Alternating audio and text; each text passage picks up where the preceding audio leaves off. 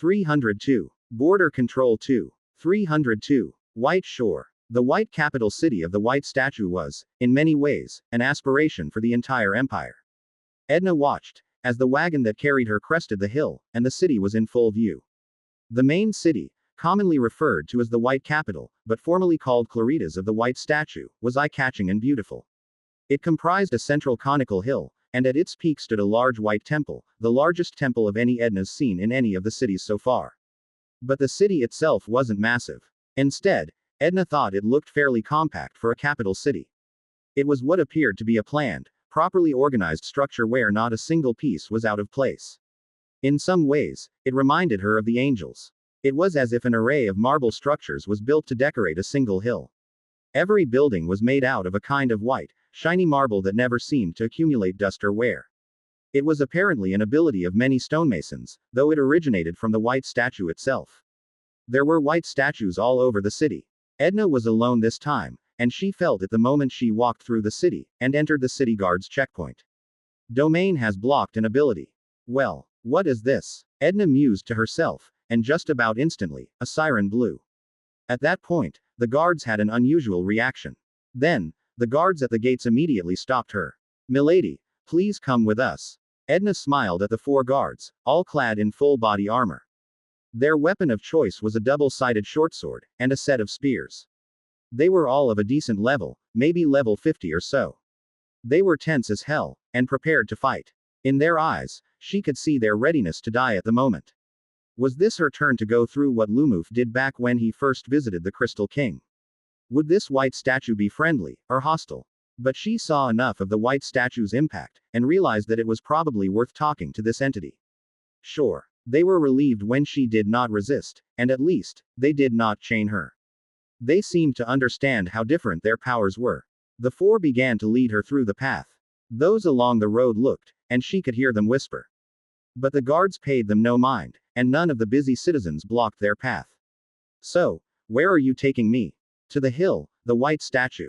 The guard answered. Edna could feel the throbbing presence of another domain holder. It was as if the air itself was layered with a kind of invisible white dust. She was escorted through the city, and so, she took the chance to see the lives of those living here. Streets were clean, and beautiful. Each and everyone looked healthy, and they were doing business with each other. Everyone, as weird as it sounded, looked good. Men were tall, muscular, and healthy. The old people looked wise and still fit with none of the patchy features common in older people. "Are there poor people in this city?" Edna asked. "No." The guards answered. "No one who comes to Claritas will be poor. The white statue guides, and the citizens follow. Their poverty is but their starting point." Her eyes squinted, and tried to sense it in the presence of the 4 guards around her. She blinked. "He touched all your minds. The virtues of the white statue is imprinted in our souls, milady. No one who obeys the virtues will be a poor citizen. The state will ensure a role appropriate to you is created, and a fair remuneration is paid. What of the sick? The white statue heals those it can, and those who can't be healed are sacrificed at the altar." Edna paused, but her feet kept walking. It was a centrally planned economy, but to an extent stronger than even that of Freshka. A city controlled by God, and where everyone did what it was told to do. She blinked. This was not far from an ant colony. Yet, as she looked at how everyone looked happy, everyone had a purpose, a task from God itself. It mattered, because their God told it to their soul it did. She blinked again, when she realized Eon could do this too, and wondered briefly whether it should happen. Everyone seemed to take their work seriously. "Virtue," she repeated. "It's a fascinating thing." The guards naturally agreed. "It is. What's yours?" The guards looked at each other and didn't say a word. "It is not for us to say." The guards answered. "Only the white statue has the right to reveal what is one's virtue." Edna nodded, as they passed even more buildings. There were administrators here, people who collated reports. This was the heart of the empire, and she felt the touch of the domain holder in every single one. It was like a magical familiar, but more pervasive. The knight refocused her attention on the 4 guards around her. They were calm, prepared. She wondered how strong this domain holder had to be. Perhaps in the same tier as the Osoids. Did they still summon heroes? Edna asked. When she asked about heroes back in the other cities, they've gotten nothing. Instead, all they got were blank stares. When she probed about the demons, strangely, All she got was also just blank stares, before one of them said they would be handled by the white statue's elite forces. The guards looked at her, 3 of them said nothing. But one of them turned, and walked close to her. He whispered, "Those who claim to be representatives of the pagan gods. The visitors from the stained well. That is something only the white guards know. If you wish to know more, you must ask the question to the white statue yourself." Edna paused, and felt strangely unnerved. This was the first time they mentioned the term, pagan gods.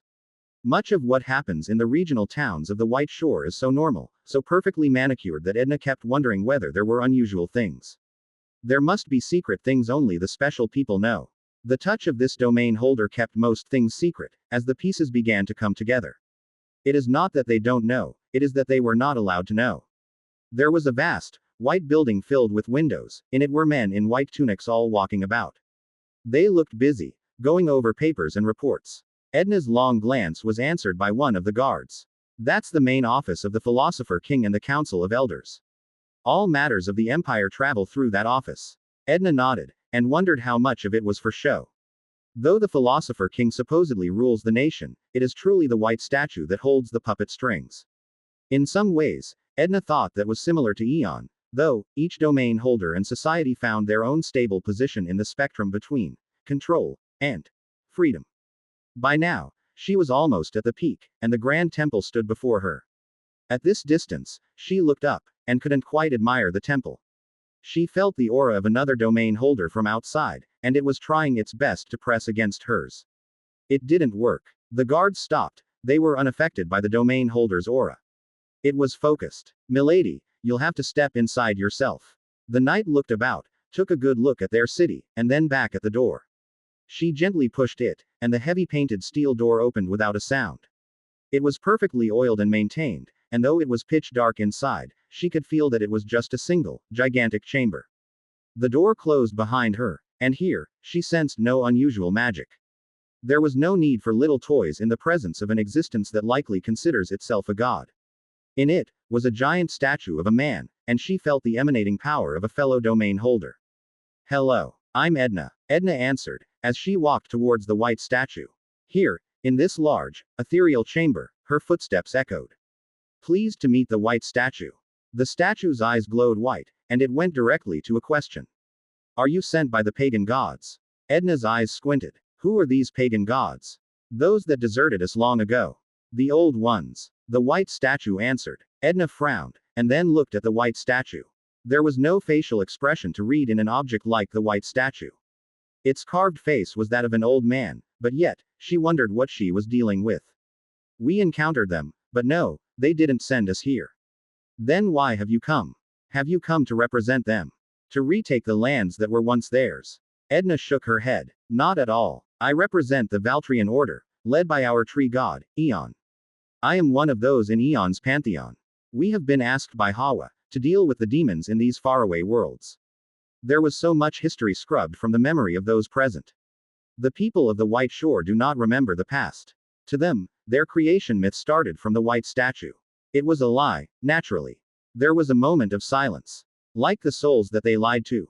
The white statue asked. Edna paused as she realized. The heroes. No, we are not summoned like them.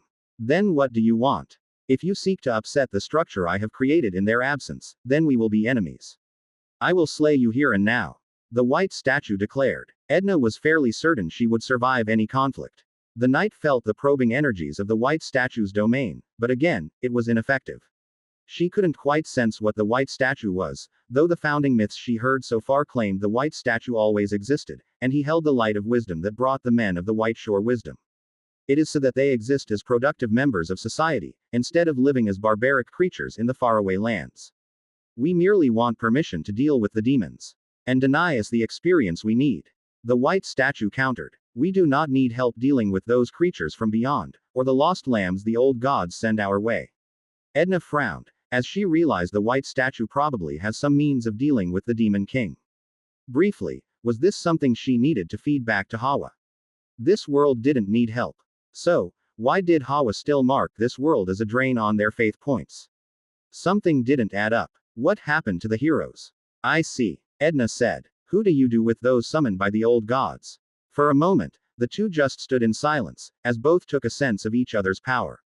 She roughly estimated the white statue to be around level 200-ish, and probably had some means of dealing with the demons. Perhaps a collection of ancient weapons, or some unique power. The white statue folded. We will send them back, of course. A swift death. The white statue declared. Death. Edna repeated. You killed them. Yes. May we propose that you send them to us, instead? That we take them away from you. Edna countered. For them to return one day and exact the old god's vengeance. No. My white guards hunt them down. The knight stared at the white statue and for a moment, felt a sense of injustice. She tried her best to hold herself back, and took a deep breath. Are you dissatisfied with our conduct? The white statue asked. I'd rather not kill them. They are a potentially rogue agent and a poorly constructed weapon of the old gods. Their presence only serves to create chaos, as their incredible potential is turned into the tools of their whims. The white statue declared. Such poor tools do not deserve to exist. You could rip the class out of them. Edna countered, as she recalled what the Osoids or the Ulurans did to the heroes. They become regular mortals, and at least, they get to live normally. Even without their powers, their whims and thoughts are tainted by a world unlike ours. Ours possess a structure that is fundamentally incompatible with their world, and now, I realize your world has a structure incompatible with ours too. The white statue declared, and for a moment, the two auras clashed once more. The entire city of Claritas experienced a rare tremor, as the two domain holders' weight of existence slammed into each other. Have you spoken to the administrators? Edna asked, and in an instant, the clash of auras stopped. The white statue's white eyes glowed brightly. You speak of something I do not know. Elaborate. Edna realized that the white statue must have not yet reached level 250. Because if it had, it too, should be offered the choice. It possessed a religion centered around the white statue. It was strong. By both counts, it met the criteria. Her mind thought of the angels of Angleworld, and that moment when they hosted the eight-winged angel, Raph. Would their presence here set off another chain of potentially hostile power? She closed her eyes. It seems you have not reached that level of power. It is not my place to tell. What? The white marbles of the temple moved, but stopped just as quickly, as if the white statue realized it was useless. It thought quickly, and then, suddenly proposed. If you want me to spare the lives of the future summons of the old gods, then you will elaborate on this choice. It is not my place to decide. We will discuss your offer. Edna said. I have a bad feeling if we tell them. Lumof said. From what you described, he gives me vibes like the angels.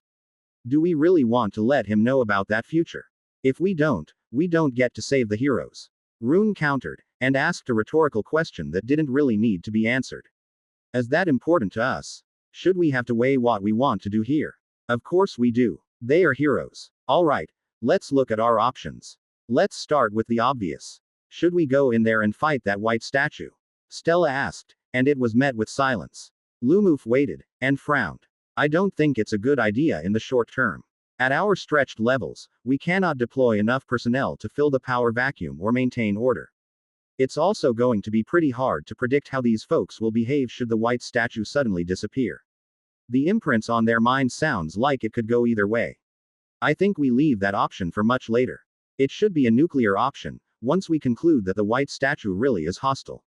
It was an uncomfortable reality that fighting is often the easy part. Maintaining order, and advancing society were significantly harder. Was it worth it, just to save some heroes? It was a line of thought that Kaffa raised. What makes a hero's life worth more? Kaffa countered. We're at the point where they are more of a liability. A rogue element, and I would even go as far as saying that the white statue is right to consider them as erratic. Like we all remember what happened to Chung. We need them because heroes can help defend the existing worlds. They can move around freely with nodes, and through Lumof. They are our defensive pieces, and their situation can be managed. The more heroes we have, it becomes less risky for us as a whole to rely on them.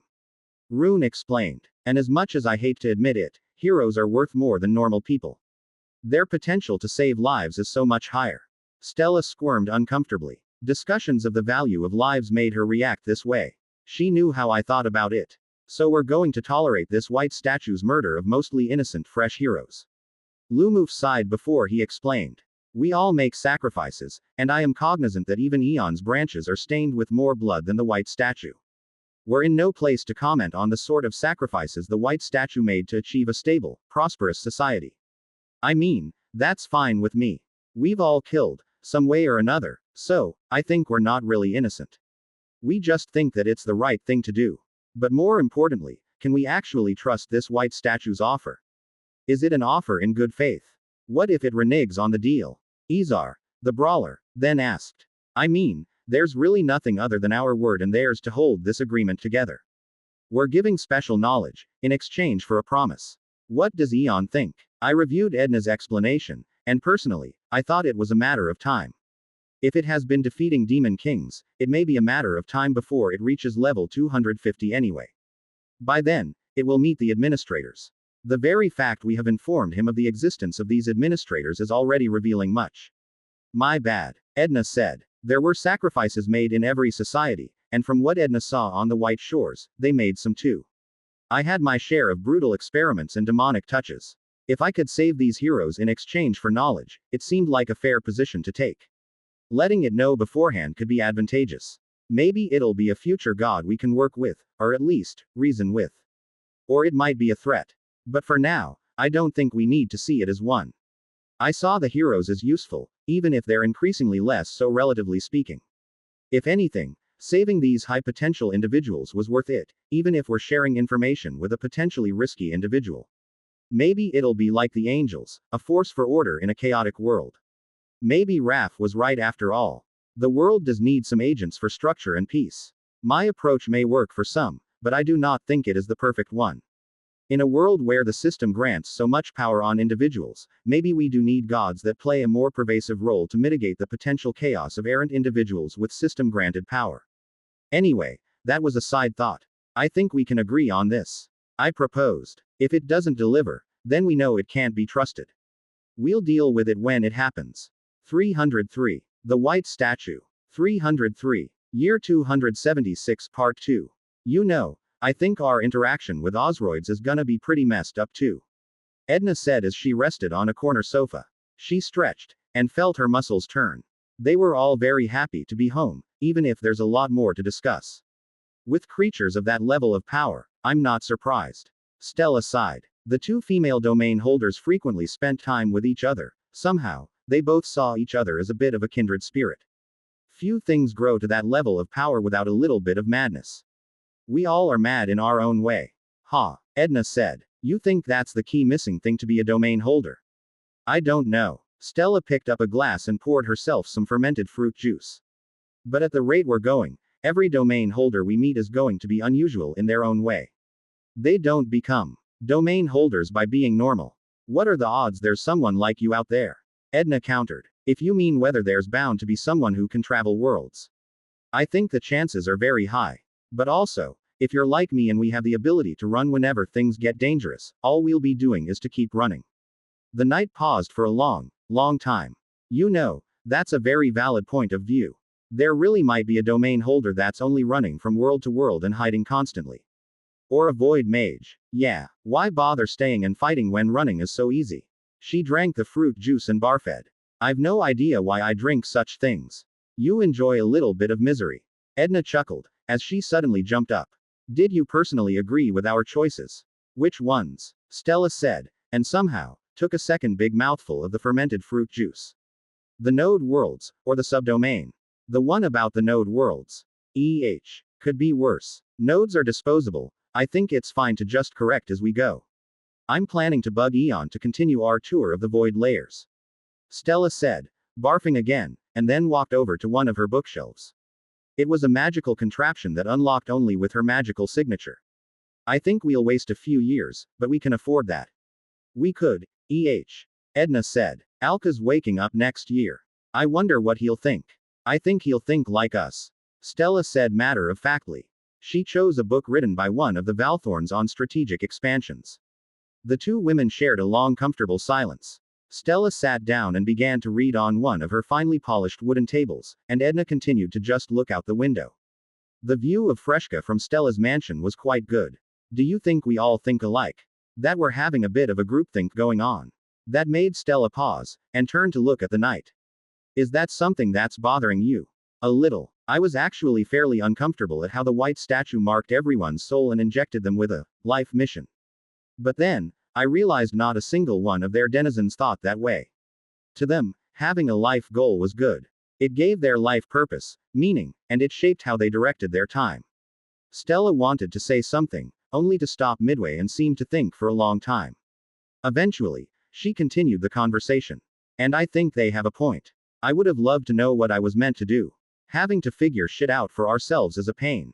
Ah, Edna laughed, at first, and then stopped when she realized Stella was serious. Come on, it's not that bad.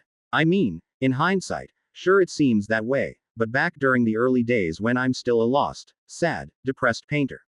Not at all. Those rose-tinted glasses are hell of a thing.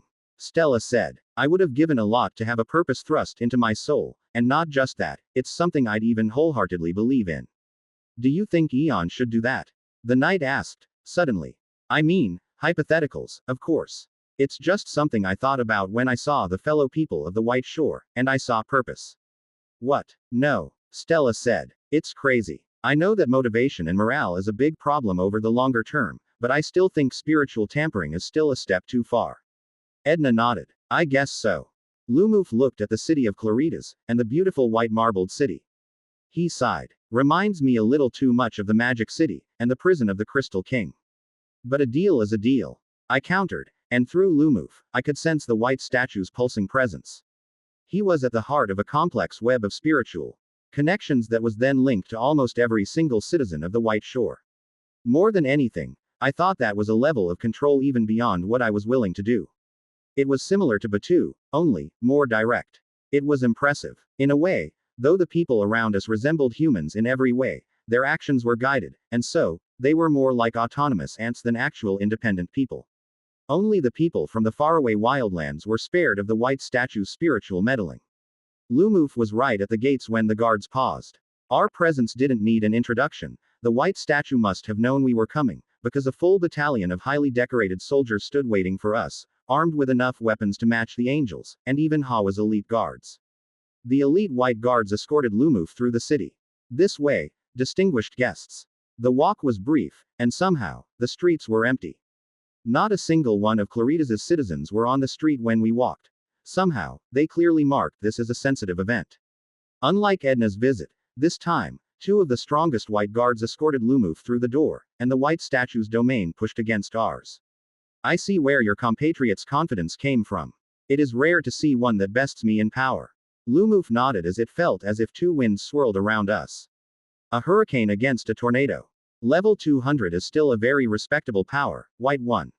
Let us get to the matter at hand. I agree that we will spare the pagan god's summons from a quick death. You agree to tell me what your compatriot hinted at. Everything of these administrators, and the gods you have met. My priest reacted quickly, unsurprised by how quickly the white statue got down to business. In return, we ask that all of the heroes are kept safely. We will take them away from your world when they arrive. I ask that they are fed, in a physically good state and kept healthy until we can retrieve them. Agreed. You have my promise as the current master of the White Shore. Now for your end of the bargain. Explain. Lumof took a moment to pause, catch his breath, and then began his explanation. On our end, we saw no risk to the decision. Not an immediate one where we couldn't correct. So, he spoke about the level 250 choice, the existence of the world faith system, gave an overview of the faith system, and why their drift meant they were fading from some worlds. It was a fairly peaceful process, where Lumof explained, and the white statue answered with a nod. And that is why we are here, and we still want to rescue the heroes. Lumof ended. The white statue did not respond, but the fluctuation in the spiritual energies around us made it clear that it was deep in thought. The temple only had small windows, but somehow, the winds within were strong. There was a really long silence. Lumof was used to it. He was around me so often that he seemed used to the hours I normally took to reply. The winds then gradually softened, as the white statue calmed down. If what you say is true, my earlier punishment of the old gods as pagans was misguided. It truly seems that we lacked context. I was a little surprised, but then again, I suppose not all gods and domain holders are hostile. It is easy to assume so when the old gods don't communicate. Lumof said with a sigh. Perhaps it is their arrogance. After all, in their eyes, mere mortals are still way beneath them. Informing us costs faith points, and there's nothing much that could be done even if we knew. The white statue clearly wanted to correct, because the statue's hand moved, but then, it stopped. Again, after a few minutes of silence, it continued. To think that even lesser deities like us remain insignificant. Lesser deities. Less so. Less so. Lumof said, and he decided to go on the charm offensive. The rare moment of vulnerability suggested the white statue was open to negotiations. But I see you have built a great world here, and you have a way of defeating the Demon King. We do. More specifically, I do. The white statue answered. As a statue, I can shift my being and presence to any of my other statues, and with that statue, I fight the Demon King. I leave a little fragment of me behind, hidden amongst my other statues, so that I can regenerate if defeated. But we've gotten better at fighting the Demon Kings, though in my earlier centuries I still had to borrow the powers of the pagan summons. This was long before this drift, and back when my world resembled yours very much. It is an impressive thing to do. It's a feat few worlds can claim to have achieved. Lumof answered. For a level 200 plus to defeat a Demon King isn't thoroughly impossible. Maybe its power set was better suited to combat than mine. It is so. But we must look forward. If there is this option at level 250, then I must now prepare for it. The white statue answered. It will take a few centuries to get the levels needed, since the Demon Kings only arrive once every 20 to 25 years. Unfortunately, nothing else provides experience like them. Lumof didn't want to suggest the obvious. He could also defeat the Demon Kings on other worlds. The white statue was likely smart enough to know that was an option, but unless he mentioned it, he wasn't going to suggest it. There was no track record to justify continued trust, but its explanation of how the white statue's soul was spread across all the statues revealed a key point if one day we were enemies. It was able to separate its spirit and spread it to all of its statues. It wasn't a full clone like mine, but still, a decent failsafe. Once again, the two stood as the white statue continued to be in thought. After a while, it asked. Long ago, this world had two of the old gods. Hawa and Nera. Have you encountered them? Only Hawa. I see. If you meet Nera, I ask that I be informed. I have some ancient grudges to settle. My existence today can be traced to a Neran blood ceremony. A ceremony to bless a statue to serve as a guardian for this city, and our old pagan ways involved blood sacrifices.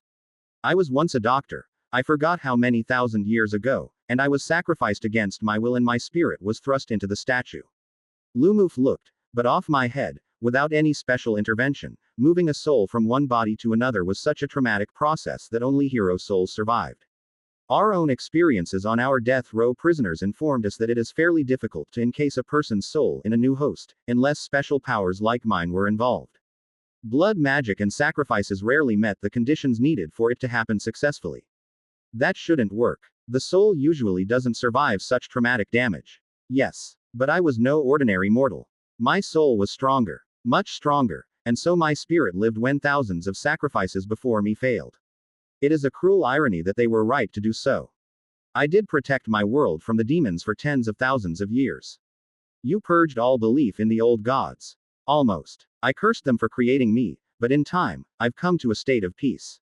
Now, the wild folks still carry on their weird beliefs, but there must be some chaos to give my men a concept of order and purpose, so I tolerate their existence. At that moment, I thought that we were quite similar. The system encouraged conflict, rewarded struggles, challenges. So, for order to be, there must be a state of disorder. The old dungeons too. We needed their special resources and the monsters, so I left them as they are. As controlled opponents. In the end, the two domain holders looked at each other once more. Lumof thought it was mostly over, and so, I believe that is all. If there is nothing else, we will return. Again, another wait. It was not too long. It is most unusual to meet someone that I could finally claim to be an equal. We will honor the agreement. I will spare those summoned by the drifting gods. And there is one more thing. My avatar stopped, turned and looked at the statue once more. I wish to join your pantheon in this fight against the demons. I was stunned, and Lumof was too. We couldn't answer immediately. Treehome. There was a quietness on Treehome. With so many of my level 100s deployed on the other worlds, the city's ultra-high-end market was significantly quieter. The merchants especially felt it, because many of their regular customers, those who belonged to my elites, were all away for long stretches, and that had a knock-on impact. They still worked with my mid-tier Valthorns, many of them were busy preparing for their own trips to the other worlds. We didn't have much of a choice. The Order may be a massive, and very powerful institution, but the very nature of how levels are gained and the exponential nature of the experience requirement meant it was a lot slimmer at the top. Those that provided lifestyle goods to the elites instead have to redirect their production to provide portable goods. Goods that my elites could take to their faraway deployment. Even though a few years honestly just felt like a few weeks to me, for my elites and for the businesses, they still had to make adjustments. The crafters, those directly under our employ, and indirectly as subcontractors or outsourced manufacturers, continued to experience huge quantities of orders, though the nature of production now shifted towards infrastructure goods. Now that Lumof, Edna and myself could handle Demon Kings, my central planners anticipated a slowdown in crystal bomb production requirements. This was a resource requirement that choked the world's economies, such that the past 10 to 20 years were periods of ultra-high crystal prices. Strategically, we would continue to rebuild our crystal weapons stockpile consumed during the Demon's Comet incident, but as a whole, the pace of this replenishment could be reduced. This would have a knock-on effect on the prices and profitability of crystal mines everywhere if we suddenly reduced our purchases, so the Order as a whole continued to buy, though at a reducing trend.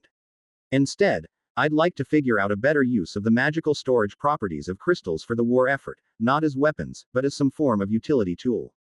We already have crystals capable of doing computations, recording images, storing bits of memory, and we have also used crystals as temporary spell cores, where they created an area of effect that enhanced or weakened things and people in their immediate vicinity. I didn't have many ideas of my own, so I put it to the Valthorns for ideas. There was feedback on the ground for some kind of deployable protective spheres, so that the Valthorns could quickly protect injured non-combatants from attacks, from our experience with the natives. Alternatively, a mobile food and healing kit, stored as spells within a set of crystals. Maybe Alka would have some ideas when he finally reawakened. Deep within my main tree, Alka floated in a pod that dabbled with powers that made no sense to me.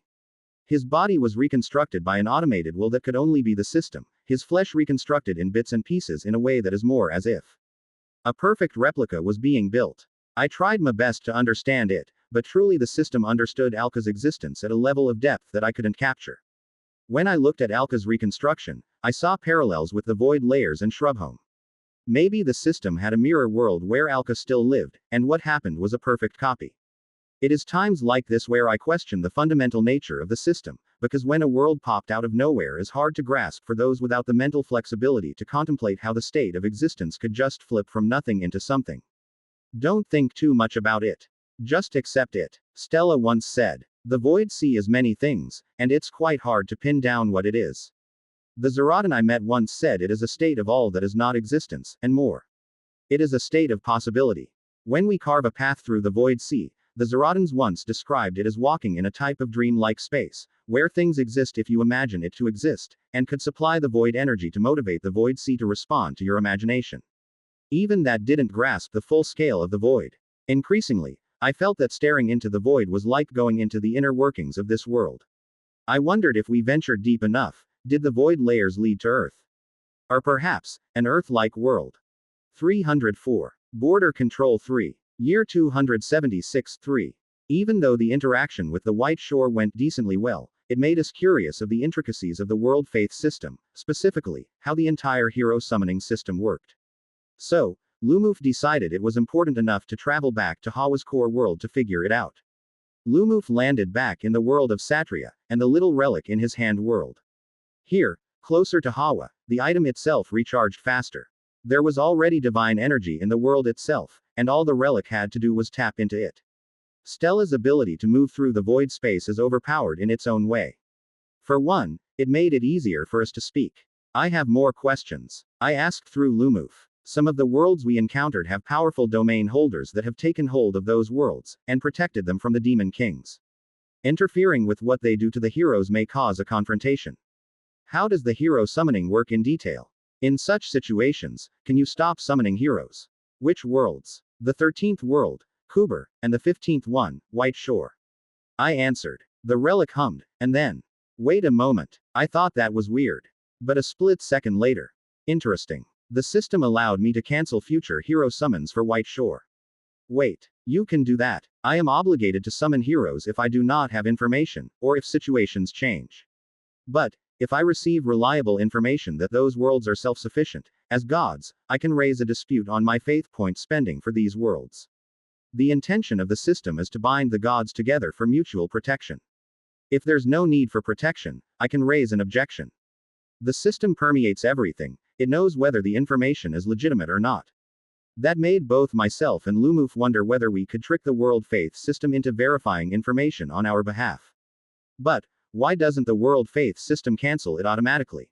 The gods prefer that everyone participates in an arrangement, rather than everyone opting out. There are also factors that the system may not be able to foresee. But for Kuber it seems that my information is not yet sufficient. Did you meet said domain holder? Number. Not yet. Perhaps that is how the system verifies whether you know, or not. Is this because you can't see those worlds? I countered. Why can't you spend faith points to verify it yourself? I could, yes. My information on these peripheral worlds is scarce, and all I could tell is that my heroes die. I feel the link of magic to the heroes fade, and that a demon king died. I do not know who participated in the battle, or how it died. It also does not help that there's a huge lack of followers on these worlds, so they do not transmit fragments of their knowledge to me on death.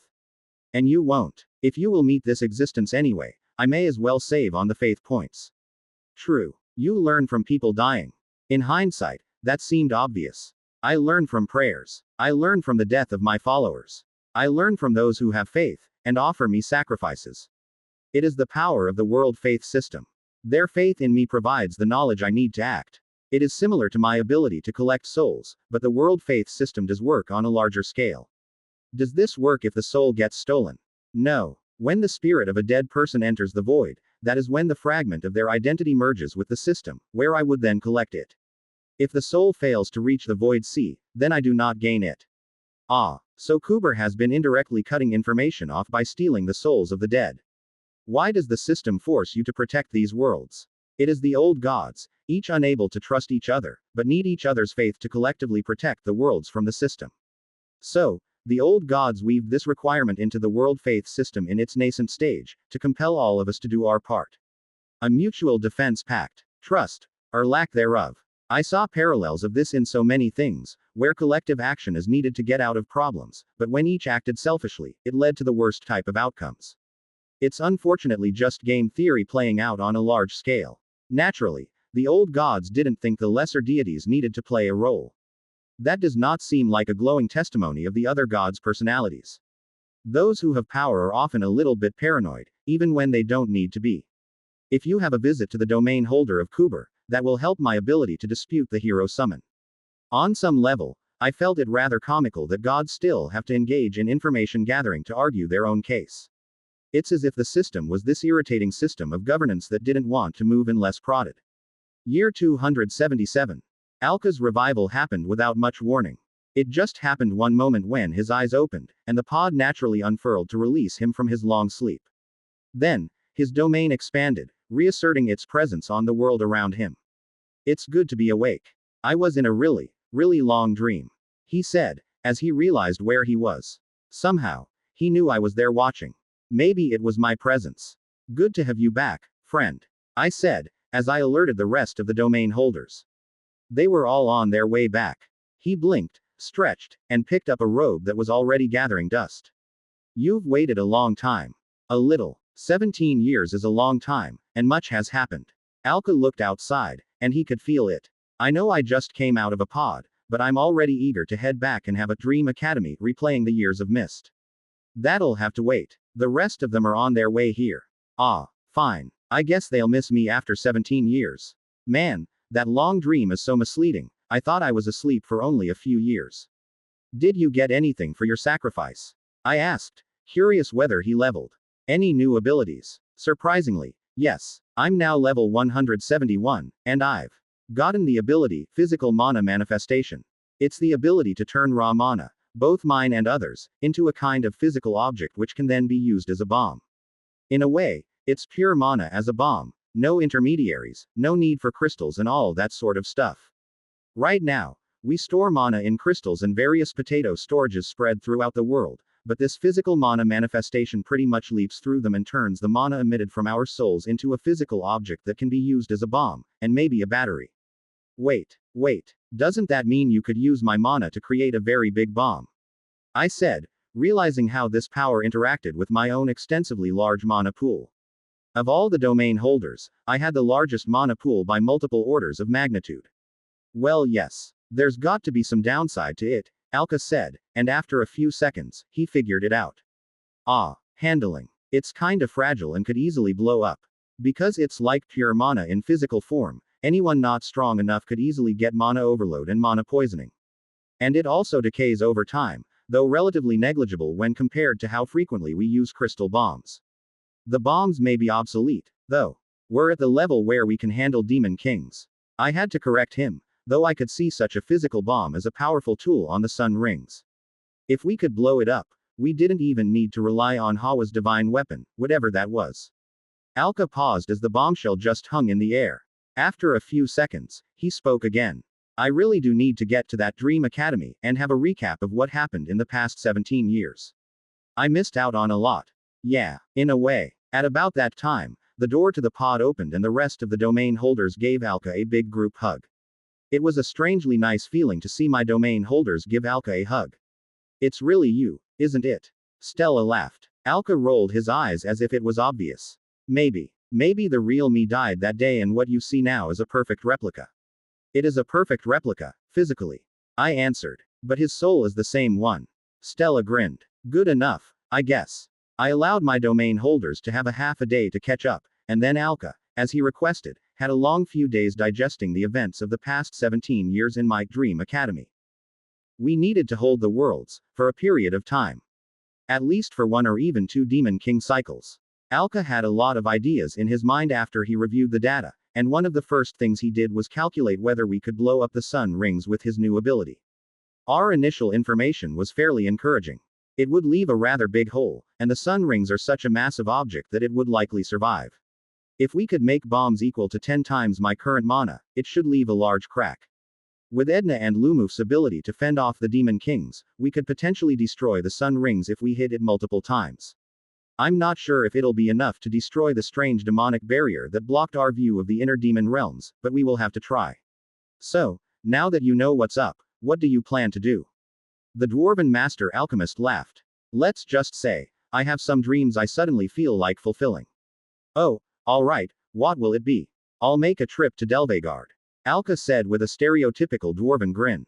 That seems like the best place to get me up to speed and relive some of my fantasies. Lausanne, the world of Magisar. Lausanne stood on the edge of their newly built city. There were few demons these days. In the past few months, even more demons were slain, and increasingly. Their once skeptical refugees and escapees from the towers began to see the merit of their ways. There truly was nothing like power. Sadly, not everyone saw it that way. There's a planned rebellion to push us out, milady. One of her subordinates reported during a regular weekly meeting. The actual Valthorn force deployed on Magisar wasn't large, only 100 to 200. The Valthorn's extensive weakening of the demons, together with an alliance of the mages that supported the battles, gave the local tower masters the wrong idea. The tower masters presumed that the Valthorns only comprised 200 to 300 or so mages, and they were thinking of overwhelming the entire Valthorn force during one of the battles against the demons. In some ways, the Valthorns supplied the ingredients for the tower masters to plan the rebellion. The destruction of various demonic hives meant the disruptions were removed, and the old message networks were restored. So, the tower masters, eager to regain control over the entire world and place as the rulers of the world, quickly plotted with their peers. In their minds, 10,000 mages across the 10 or 20 or so towers would be enough to take on 200 or so Valthorns. In order to make it happen, the tower masters would all deploy some secret teleportation scrolls to launch the attack together. Why do people do things like this? Lausanne sighed, as she heard the full scope of what the Valthorn spies discovered. Do they truly think they'll win? They might, if the tower masters themselves arrive. One of Lausanne's assistants answered. They don't quite understand the full scope of our strength. Both Aben and Hoya were redeployed to other worlds, and she looked at the report again. At least half of their mages will die if we let this attack happen. That's a massive waste of magical talent. Lausanne said with a sigh. I think we should haul up the tower masters. Let them know what exactly they are facing. Lozon paused, as she thought about it. Is that the best course of action? I mean, how can we truly solidify our impression on the Magisarians that we truly mean to help them? Each of them suggested different ideas, but was there really a way to stop the conflict in such a way that would show them the gap between the two forces? Something that would truly show the Magisarians that in a real war, there really is a huge gap. Something that would truly spare them the enemies. In the end, Lozon thought of a few different ways to solve the problem, but ultimately, the solution was some variant of Eon's perspective. Fear. She hated using fear to convince others, but there are times there is no choice. Fear was a survival tool, and for those scheming against them, it would save their lives. There are those who didn't think it through. Perhaps the hold of their old system was too strong. It was hard for people to change overnight, what more such a large, cultural change? Fear was a fence. It would keep them safe. Conflict was inevitable. Sometimes, this conflict was peaceful, sometimes, it was deadly. As Eon's envoy to these worlds, they had an incentive to keep things peaceful. It was kind. She knew and spoke to some of the Magisarians that would rebel. They even fought together briefly during one of the earlier attacks on the demons. She tried her best for the charm offensive, to convince their minds that choosing Eon was the right choice. But in the end, the presence of the domain holders on Magisar was fairly temporary, and only a few felt what is like to stand before what. She double-checked, and together with her team, came up with a plan. One that would allow the archmages to go all the way, only for it to fail at the last moment. The Tower Masters wanted to strike during one of the larger offensives against the demon hives. They saw that as their last window of opportunity where quite a few of the Valthorns would be gathered in the same place. 3,000 mages of the various Magisarian towers were supporting the attack, and at the same time, about 6,000 more mages from across the field. Lozon was there, as were 90 of the other Valthorns deployed to Magisar prepared for the battle. Only about half of them knew of the coming betrayal, so the other half that didn't would be updated at the last minute, and sent into the demonic hives first. Lady Lozon. A Magisarian mage came over, there was a trembling in his hands. Will we launch the attack on the demons soon? Lozon looked at the hive, as a Magisarian mage walked over. He was one of those who joined the refugee camps. Yet somehow, the Tower Masters promised him great titles, positions and wealth if he cooperated with their schemes. She would have understood if it was someone like Lezin, the old leader of the refugees that decided to side with the Tower Masters. Some of those left not because they were against the structure of society, but merely because they did not benefit from it. The Valthorns played the political game of Magisar, and won the right to rule through their magical prowess. Alas, the game was there only when it benefited them. Already, the Tower Masters whispered how it wasn't meant to allow foreigners to come and claim the towers, even if it was never formally written down. Lozon looked at the demonic hives. It was quite far away, and the mage's pulse was ragged. He didn't have much sleep. The demonic golem hives were crowded, there were the large demonic golem champions. Yes, soon. This is the last demonic hive. What's left is only the king, and we will get to that soon. Are you ready? The mage gave a nod, but his body language was unnatural. He knew today would be the day the natives would try to flush out these invaders. It will be a glorious day. The day of the last hive purged from Magisar. Lozon explained. Maybe it'll be recorded as the Battle of Nuthlen's Valley. The native mage could only nod. Maybe you have another name for today. Lozon teased, and she felt the native mage tremble.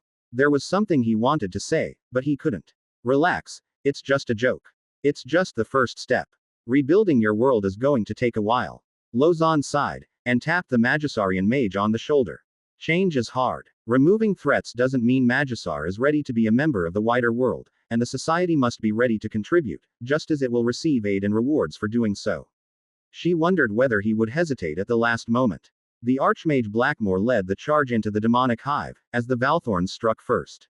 They always did. The native army's role was just to support the Valthorns' assault. She glanced at a corner, and sighed. The mage bowed as he tried his best not to expose their plot. I must go prepare, Lady Lozon. He didn't. It was a shame that someone she thought would be receptive to change still wanted the old order. Lozon sighed, and felt a familiar hand on her shoulder. A good try, Lozon. But do not worry, they won't be harmed in the little demonstration. The elf nodded. She led the rest of the deployed Valthorns. Valthorns, she shouted, as the rest of the Valthorn force gathered around her. Let us destroy the last demonic hive. The small group of high-level Valthorns roared, and they all charged into the demonic hives. Only Lozan and another Valthorn stayed back. The scheme had begun, as she felt the activation of teleportation spells. The army of the local Magisarian mages grew, as hundreds more mages joined the existing army, and then, the Tower Masters appeared. She had to focus to feel them moving around. They didn't shine like the Valthorns. Attack! The shout came from behind the lines, and Lozan closed her eyes. She turned and saw a trembling mage. The same mage that spoke to her, and their eyes met. The mages launched a volley at the demonic hives. The hives were done for, anyway. Attack the invaders. The second volley was the key signal. The mage steeled himself, and yet, Lozan stared into his eyes and said, "You don't have to do this." He did, anyway. He raised his magical staff, as did many others, and they all launched a spell, this time aimed at the Valthorns. The spells were fired, and smashed into Lozan's protective wooden shields. The Tower Masters flew overhead. They were armed in all their best weapons, and a battering of spells smashed into Lozan's shields. "Die, invaders," they said. Lozan's shield held. They underestimated the sheer gap of power between them. "No one is hurt, yet." Lozan heard the same familiar voice in her head. She nodded. The Valthorns that knew of the betrayal quickly moved to protect their peers that didn't. Lozan emerged at the center of a heavily damaged crater, and looked at the Tower Masters. "So this is what you've elected, Tower Masters?" Lozan said with a smile that terrified the Tower Masters. One of them had a look at the grin on her face and knew they had fucked up. "You've brought quite an army to support this attack, and yet your attacks fail to even get past my shields," Lozan declared. In truth, very few in the world could. Her shields came with Eons' special blessings, and that meant her shields were always above and beyond everyone else, only those in the domain could match her. Lozan walked towards the group of 30 or so Tower Masters. Many of these floating towers had a few Tower Masters, not all of them were here. They were wise to do so. "All you've brought is an audience for your execution," Lozan declared, as the Tower Masters panicked. The second wave of spells smashed into her shields and did nothing. The mood in the thousands of mages present changed. "You must wonder why we are strong," Lozan declared. Lumof's invisibility vanished right next to her, but his presence was zero.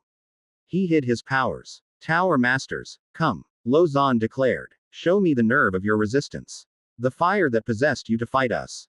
The Tower Masters did. A few of the ringleaders shouted, "Don't fear her. She's just taunting us." Their spells gathered, and just then, a wave of anti-magic spread throughout the entire valley.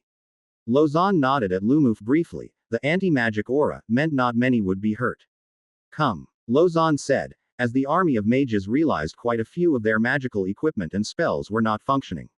What's happening?" The disbelief in the army. Lozan withdrew a spear of anti-magic, a pure glass weapon. To the magic-sensitive Magisarians, it was akin to staring into a whirlpool that drained magic from around it. The Tower Masters had to use higher-tier spells that were unaffected by the anti-magic aura. They all smashed helplessly into Lozan's anti-magic spear. She walked towards them menacingly, while the lower-level mages were rendered not much more than regular, magic-less foot soldiers. Her physicality meant she reached them, and she gave them a punch. Their shields were useless. All it took was a light poke by her spear and its magical energies were sapped. They were not built for rigor. The army of mages watched helplessly. "These are your Tower Masters," Lozan declared, as she flung the bloodied Tower Masters on the floor. "They led you, and told all of you that made you believe you had a chance." She glared. "All of you are just fodder.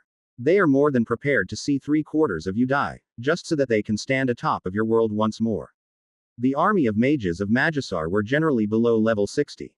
And yet, to Lozan's bewilderment, they raised their weapons. She saw in their eyes those who dared to fight them. If only they used that daring against the demons instead of them. "Even before those who are twice your levels, do you really want to do this?" Lozan asked, and those present were shocked. "You might still think you have a chance against me." She looked at the group of Tower Masters, and they were still somehow defiant.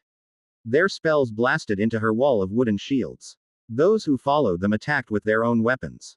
Some of them held hero items. A waste of such good weapons in the hands of lesser mages for the purpose of a power struggle. Why were they unfair to them? All they did was round up their army, and cobbled them together into a unified fighting force. And yet, they used that opportunity to rebel against them instead. She glared at the tower masters, and they did not relent. She saw courage, misplaced courage, in the heart of the mages who believed they were fighting an occupier. Were they occupiers? Lozan knew they were not. Yet somehow, despite their spies and allies, the tower masters managed to convince so many mages that they were. That these mages and wizards were freedom fighters. Courage. They were driven into a frenzy as the tower masters continued their attack. She could feel them use some kind of magic that blessed the mages under their banner, and raised their spirits. Words would not do now. Lozan's eyes looked into those mages that stood against them, despite being so outclassed.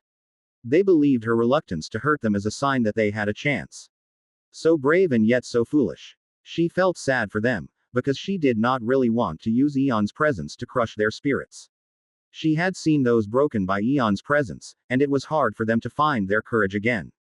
Yet the alternative was death. The alternative was a spell that would hurt them. Or a perpetual guerrilla rebellion as these mages continued to believe their chances. Lumof waited. It would be her call as the temporary leader of the Valtrian Magisar division. She weighed the odds in her heart, and finally relented. Lumof, let us show them who stands at the heart of our organization. Eon's avatar descended, and the air instantly turned oppressive, and the tower masters gazed at the sky, only to see darkness. The sun was blocked, as the towering presence loomed over the entire army. With each rebellion, and each resistance, the perceived value of your world to us diminishes. Lozan declared. Those of us here are trying to prove that your world still has value, and thus should be trained to be a part of the bigger war. In the face of something like Eon, somehow everything just stopped. The mages looked in foolish courage only to find an abyss of stars looking back at them. In Eon's avatar they saw the cruel reality that they never stood a chance. In that moment, Lozan rushed ahead, and grabbed one of the mastermind's robes, and pulled him up. They were vulnerable. The Magisarians were never a physical kind, and next to Lozan, this much was clear. Lozan was a slim elven woman, but her limbs were all strong, dense, and flexible.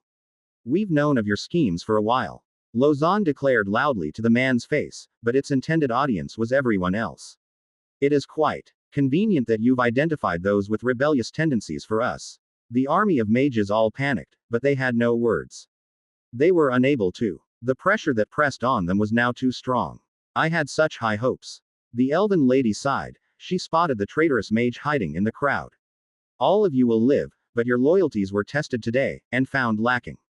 Return to your home cities and towers, mages. All of you are now barred from all preference trades, and all benefits with the order are suspended until you've atoned for your rebellion. Through Lumof, a group of 300 or so Valthorns appeared. It was a temporary deployment, a force that was meant for the other worlds, but Lozan borrowed them to control the rebellion. The tower masters could not resist, as Eon's vines wrapped around them. Lozan sighed. I'll deal with you later. The rest of them, please send them home. There was no need to imprison them. The fear will haunt them for the rest of the month. The power of haunted forest, at Eon's level, is an imprint on their psyche. The tower masters knew they were doomed. Some of them expected death. Lozan sighed, and still, she didn't want to kill them. There was no need for death when there are demons to kill. I believe these tower masters are in need of some perspective. They were whisked away for a good year-long trip on Lavaworld. Thus, one of the most peaceful failed rebellions on Magisar, where the only injuries are some bloodied faces and bruises. But the scar on the minds of Magisar's mages will take an eternity to heal. 305. Border Control IV. Chapter 305. Year 277, Part 2. I couldn't immediately decide on the white statue's offer, and at this point, there was not enough trust between us to even begin offering it a position. In short, we barely knew each other, and we would have to wait for a few rounds of safe hero returns before we could seriously consider his offer. So, that was what Lumof did. A simple visit, where we remarked that we appreciated the offer, but we were unable to decide on it, until we had built up a history of cooperation and trust.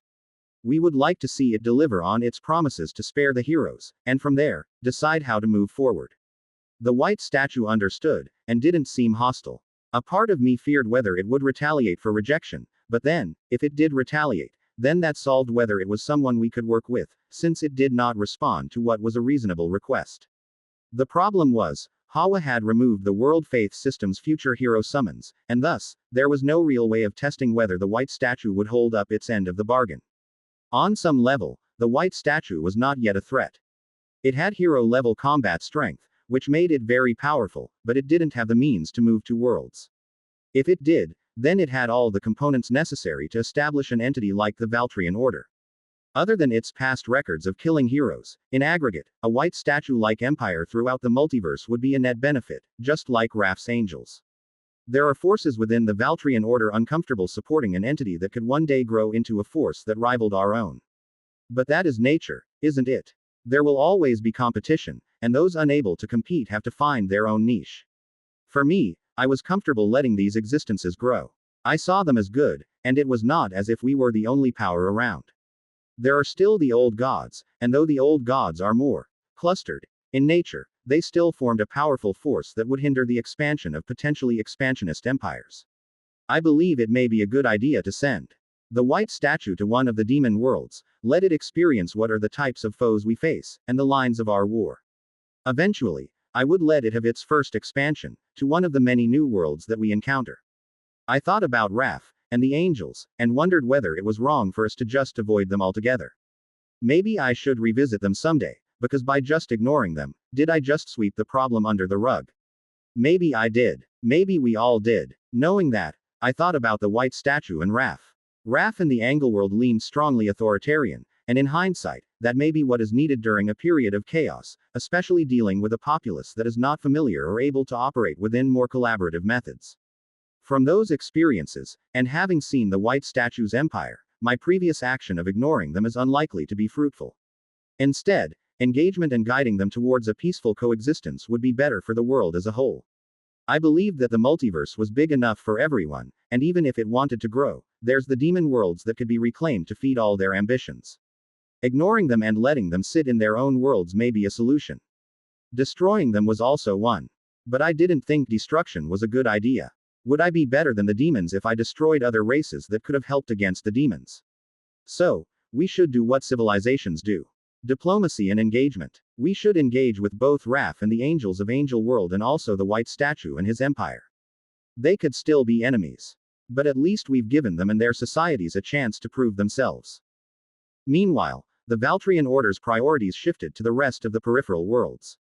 The Valtrian Order deployed my nodes on the chosen worlds, and so we began our expansion. I watched with great amusement as the mages of Magisar attempted to rebel against us, and was quite happy with how Lausanne dealt with it. But it did quite suck that many of the interactions eventually ended with, "We have the big guns." Lumof didn't seem to mind. If we have the divine on our side, it is best we show it. Power must be known, and must be seen used. Only then will the people remember it. But Lausanne didn't. It was not her ideal outcome. Lausanne, Magisar. The single event reshaped the thoughts among the Magisarians. The mages that survived that event went back with their views of the Valthorns thoroughly changed. She could see it in their face, the mix of horror, awe, and strangely, hope. It was partly why she hoped to avoid that card. But she knew she couldn't. The mages were still eager to fight. She saw, even in spite of the strength she displayed. Even if she swimmingly overwhelmed the Tower Masters, some people would die that day. Unnecessarily, because of lies from their old leaders. It was why she ultimately asked Lumof to activate Eons' avatar. But it has consequences. It was not the first time she met people with such a reaction. She saw this same reaction in those subjected to Eons' perspective. The nobles were all unable to fathom an existence so much greater than themselves that they lost their ability to fathom it. Gods. Lausanne sighed. She was privileged in a way different from others. She grew up watching the big tree in her village grow into the ginormous existence that protected their world. To those around her, Eon was always a god, and they couldn't see Eon as anything else. She too believed in Eon, but unlike others, she had seen Eon's failings, and knew that even gods have flaws. She saw how it was done, for most parts of the way, and thus she could see even a powerful existence like Eon wasn't unreachable. A part of her wondered to herself whether this was the difference between those who could be domain holders, and those who couldn't. Somehow, she believed she could be one. No, she saw how it was done, and knew it was entirely possible. Those who aspire to be domain holders must make it a part of them. An innate belief that the gods aren't something that cannot be reached. Yet, as she looked at the now subservient mages, she wondered whether such an act would cut off their ability to rise. The Magisarian mages would be sycophants. The new zealots. She heard of the news through their Valthorn information network. The white statue imprinted a mission on those it met, woven into their souls. Lausanne knew that Eon's perspective, and using Eon's presence on low-leveled existences was pretty much the same thing. It was an equivalent of a blunt smash into their soul. It was the equivalent of a battering ram breaking down the seemingly impervious castle gates. No one forgets something so clear. Even the tower masters. The slight trembling in their hand. The awkward jerks when she approached. They remember that moment. An imprint. It was no different to the actions of the white statue. The presence of a domain holder affects all those who encounter them. Everyone felt the way their existence warped and influenced the world. Because they do. Lausanne feared that there would come a time where Lumof and Eon were so powerful that the mere sight of them would turn those with weaker wills and minds into golems, and so, it is important that the use of Eon's avatar be limited. Lady Lausanne. The mage knelt in front of her, and there were 10 others behind the mage. He didn't kneel before this, but he was there during the day of the crushed rebellion. All of them were, I wish to atone for my sins. We were fools for believing the Tower Master's lies. Fear. Worship. Lausanne had seen so many mages who probably went back to their homes and realized that they would have died that day. It was pathetic. She shook her head. Her goal was to save lives, and she did so. There was no point coming to the peripheral worlds to save them from the demons, and later on kill the natives due to infighting and rebellion. It defeated their purpose. The peripheral worlds were not theirs to claim. Yet, as she looked at the sorry mages who came, maybe they were already dead. She didn't believe those who had their wills broken had the capacity in them to be one of them. Not with what their task called them. In her eyes, Eon's goal of extracting talent from the people of this world would have to wait for the next generation. If you wish to atone for your mistakes, do your job well, and teach your children well. Lausanne answered, feeling a little resigned. It was a little sad, but for Magisarians with their human-like lifespans, it would just be a few decades. The mages nodded, and thanked her profusely. She had to resist a sigh. She wondered when Central would finally send over a mage lord to run the place. She shook her head. No, she shouldn't think of her escape. She'll do her job well, until her part is done. Alka finally walked on the lands of Delveard. This is nice, Alka said as he watched the chaos that unfurled in the valleys below. Lord Sundis accompanied him, as were a few other dwarves, and they sat at the vantage point. The vantage point was protected by magic, and so the group saw it fit to bring wine, food, and tables. They all had binoculars or other sort of viewing tools, and watched from their comfortable location, while eating. There was a war between two of the dwarven nations, and they brought out a few of their big guns.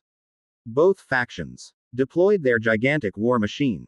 But it's so impractical. Sundis shrugged. The dwarves fight their wars this way. They don't do much covert warfare. It's pure mechanical weaponry and power. Perhaps no one with other ideas would get sufficient funding and resources. Alka said. The way resources were allocated in Delveard favored those who preferred to build big war machines. It made them gain levels, and their craftsmen could then go on to build even bigger, better war machines. Most likely. I've met a few low-leveled crafters and they were fairly amused when asked to build other things. If we could show them other ways to fight this war, they'd quickly adopt and copy the new designs. Alka said as he activated some kind of spying skill. Sundis paused. Should we really introduce new ways of killing each other to the dwarves? Alka laughed. Fair. Have you wondered what it'll be like if one of Eon's carriers came here? You think with all due respect, it's not a good fit, sir. The dwarven lord stopped, a little surprised. It isn't. It's a joke. Alka smiled. But now, have you ever wondered what the dwarves will do? Sundis realized the question was serious, and momentarily sat there. They would naturally turn their weapons against us. But the beetle carriers fly high above these dwarven contraptions. Alka said. Barring the crystal weapons of the dwarves, there is hardly anything that could hurt them. Now, beyond that, these carriers are expendable. Consider what will happen to the politics of this world. They will band together. But, we'll be like demons. Alka said. And that's the problem. How do we stop people from fighting each other? In almost every world we've been to, it is always a powerful force enforcing social order, because fighting is advantageous to the rebels. The one who cooperates and exists peacefully with their fellow men takes longer to get what they want, while the rebel who fights just takes and gets it now. A classic prisoner's dilemma. If everyone cooperates and coexists peacefully, there is potential to have even more than the spoils of war. And yet, Because there is no way to enforce trust and peace without weapons, and the one who behaves peacefully is almost always at a disadvantage, everyone is then forced to prepare for war, which diverts resources away from a place of wealth. So, we can do what Eon did on 3 worlds and Mountain World. Establish a colony and recruit people. Then, the natives turn on us because they fear our rising power, and then, they remember to keep their distance for a while. Is there a better way? Alka asked. Would it be better if we came in with overwhelming force, so that we are seen as invaders, and force the locals to obey? Sundis frowned. It was true what they did now on Delveard was more of the same. Slow expansion by establishing a small base of operations. Or, we take what we want. The talents. The resources. How do we undermine what sustains the war on this world? Sundis paused as he realized it was similar to how the Order drained the vassal wars of its fire. By taking out the winds. We steal all the void weapons. That would absolutely cut off all the supply of sunsteel and sunmetal, and the existing nations would have to resort to old weapons. That is 1. 2. We begin a wide-scale collection of the talented crafters. Recruitments. Spies. We need to give the talented crafters of these dwarven worlds reason to leave, and also a damned good reason to join us. The academies are valuable, but its contents can be stolen. It is the people that we need. People who we can redeploy to build new types of weapons for use against the demons, instead of fighting these repetitive wars. Sundis nodded. So, first, we need to engage in wide-scale theft of weapons, and a good amount of private visits. Great. Glad you see it my way. Alka tapped the Lord. Can I count on you to make it happen? Sundis shrugged. I'll treat my best. Good. As for me, I'll infiltrate one of these craft academies, build up a dossier of talented individuals, learn their secrets, and then, when we are ready, we'll convince those we can, and rebuild a version of the Dwarven Academies somewhere secure. 306. Border Control v. Year 278. For the worlds that we don't intend to spend much time on, let's just go in, destroy the demons and the Demon King. The locals wouldn't realize anything's different, and we fulfill our end of the bargain with Hawa. Lumof repeated. For those where we intended to deploy a node, we'll work out a more detailed plan. Got it. The heroes and the domain holders nodded. Okay. Come. Now let's go. Sarlpi. Lumof and Stella led the way, and they landed on the world of Sarlpi. Once Lumof went through, the rest of the heroes and domain holders followed, transported through my clone teleportation ability. The Demon King of Sarlpi was a fire demon, and it waited. The world of Sarlpi was heavily battered, though the few Order operatives on Sarlpi managed to create a safe space for the fire people that still lived. A few of them would stay back to protect the fire people, in the event that the ice people of the north and south decided to expand, though the unfavorable terrain meant it was unlikely that the ice people would be interested in the lands. It was fairly easy to find the Demon King, and the battle was now trivial.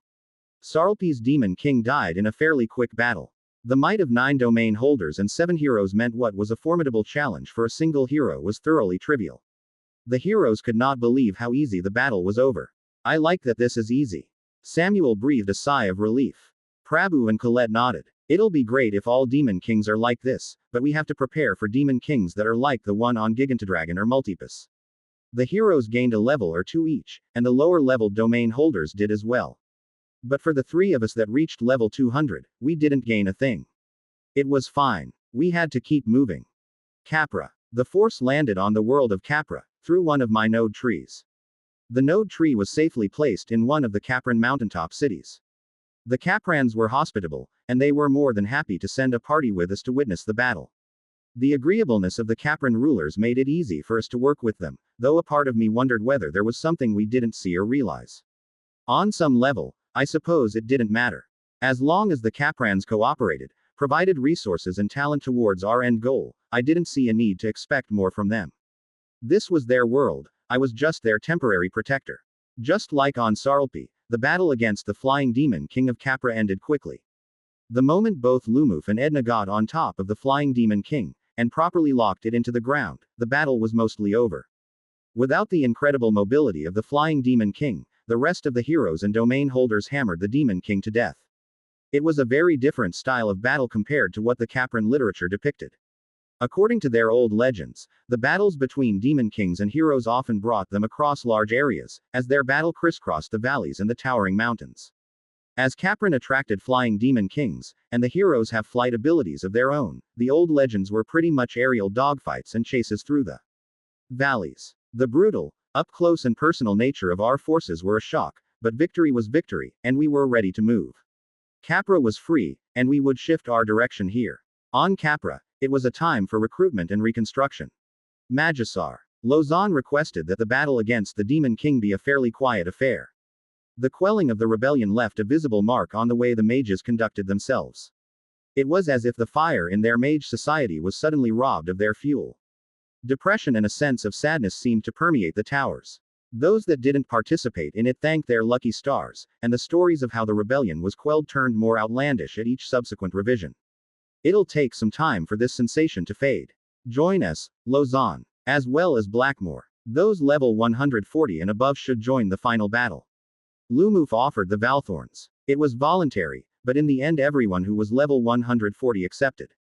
We knew from experience that those close to the domain needed it. Edna, Rune and Johann fought in numerous battles against the Demon Kings before they broke through that unknown barrier. The battle against Magisar's Golem Demon King also went smoothly, and quite a few participants gained a level or two, but sadly, it wasn't enough to make anyone a domain holder. It was disappointing, but it made sense. Our presence is making it too easy. Lumof said. But I don't see why we should stop doing it. There will be many other worlds to take more risks. With Magisar's Demon King defeated, the group moved on to the next world.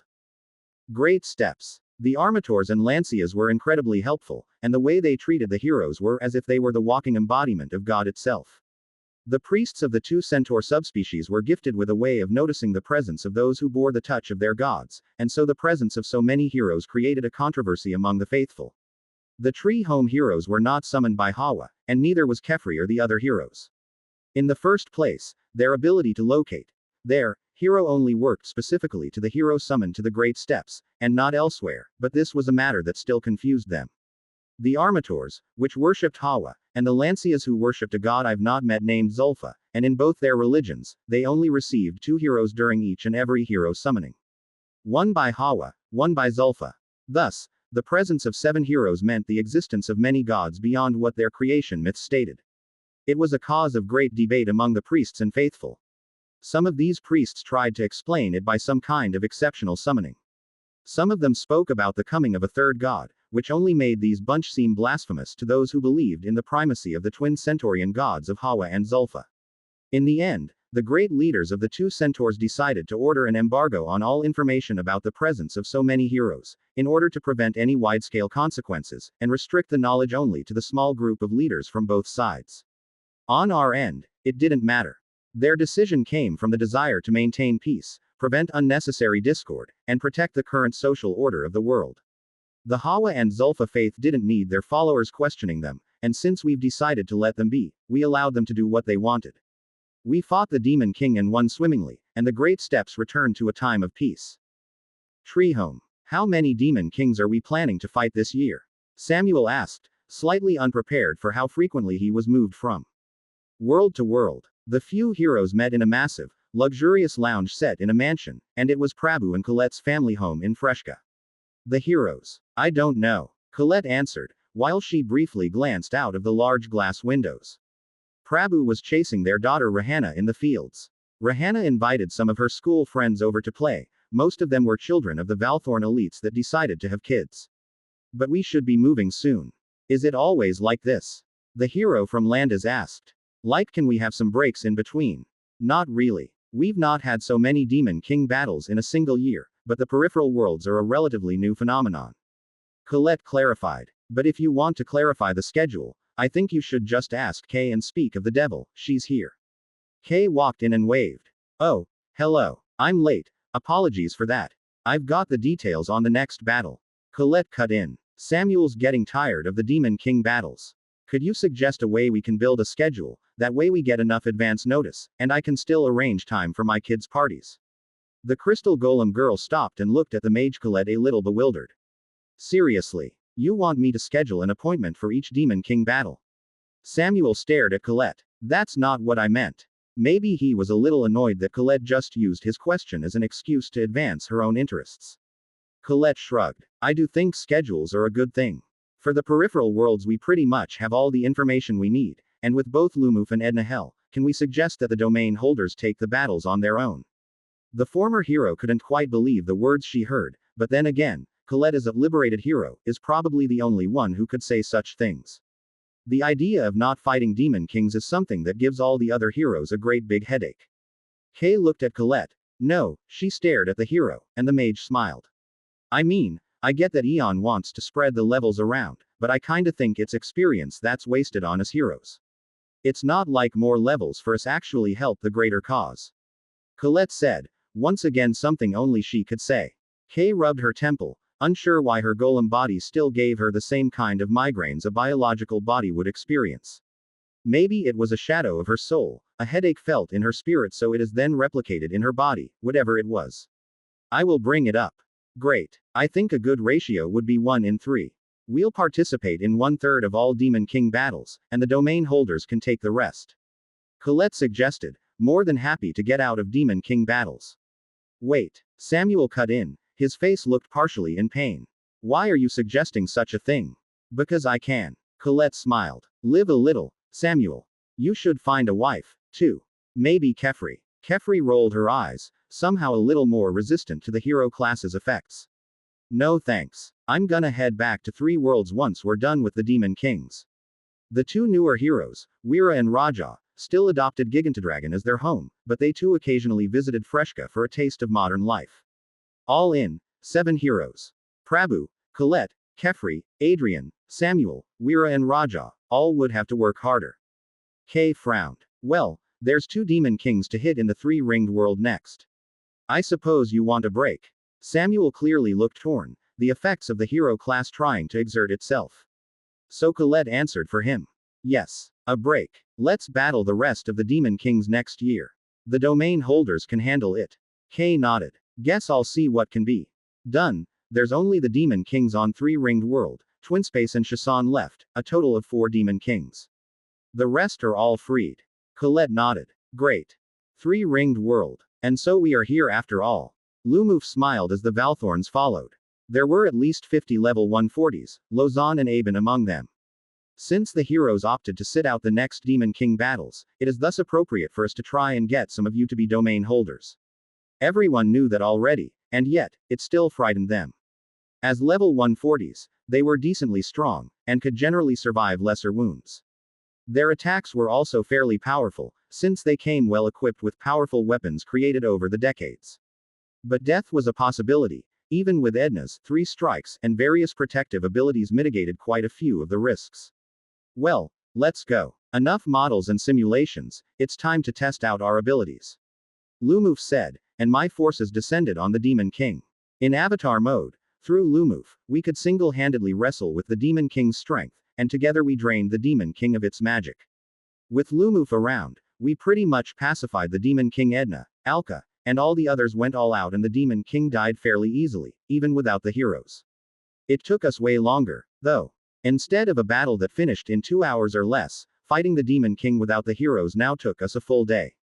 But we still saw that as a win, since we achieved this without using bombs.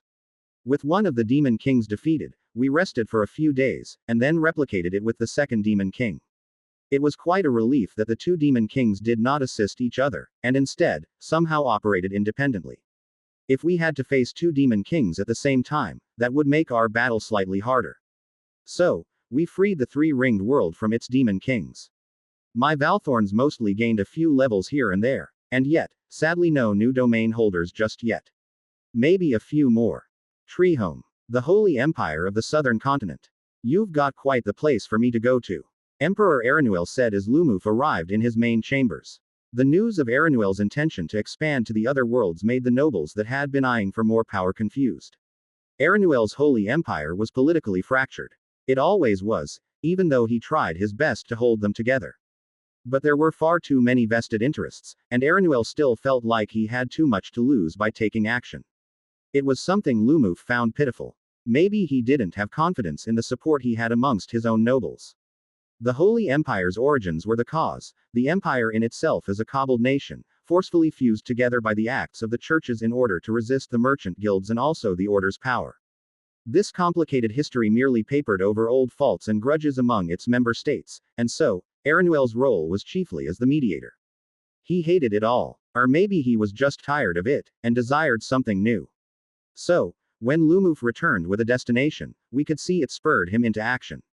He nominated one of his trusted senior dukes as regent, and then quickly rounded up a group of nobles, both loyalists and traitors, for the mission. Shan is one of the worlds that didn't quite fit our needs, but it is a fractured world with desert and part oasis type of terrain that you should be fairly familiar with. Lumof said. It's one of your leftovers. Eranuel countered flatly. There were a few nobles seated around the emperor. You could put it that way. Lumof continued without stopping. But it is a world that doesn't have a unified nation, and each of its nations are fractured. They also follow Hawa, even if only at a limited level. With the right motivations and resources, I think you could do a great deal. Ha! Eranuel chuckled. Since you put it that way, then I must live up to my reputation. But first, Eranuel glanced at Lumof and back at his own people. First, will you lead me to Hawa? My people wish to meet their god. I too have many questions. If you accept, we'll drop by one of Hawa's core world of Satria. Whether Hawa graces you with his presence is between you and him. Lumof nodded. Your men and priests can come with you, though the very presence of your god would likely be overwhelming for most of them. Eranuel shook his head. I believe my men's faith is stronger than that, but I'll take the challenge. Maybe it is just what they needed. Well, then get ready. We'll arrange for all of you to be sent to one of the weaker, chaotic towns after that on Shan. The Emperor would not be starting from scratch, because he would make the journey with a decent-sized selection of soldiers and leaders. Maybe he was getting bored, and so the prospect of building a new nation thoroughly excited him. I wanted to see what others could do, on other worlds. 307. Alka's Delvegardian Journey. Alka and the Delvegardian Yards. The dwarven kingdom of Ruthfjord was one of the powerhouses of Delvegard, and they were also the home of the legendary Delvegardian Yards, commonly referred to as the Yards. Next to the Yards was the official capital of Ruthfjord, Kingsholds. To the locals, it is where the dwarven king reigned, and the political, trade and administrative capital. But not military and magic, because the capital of that is the Yards. At this point, Alka had seen so many capitals and cities that it didn't impress him much. He glanced at the map provided by the spies, and then, double-checked his documents.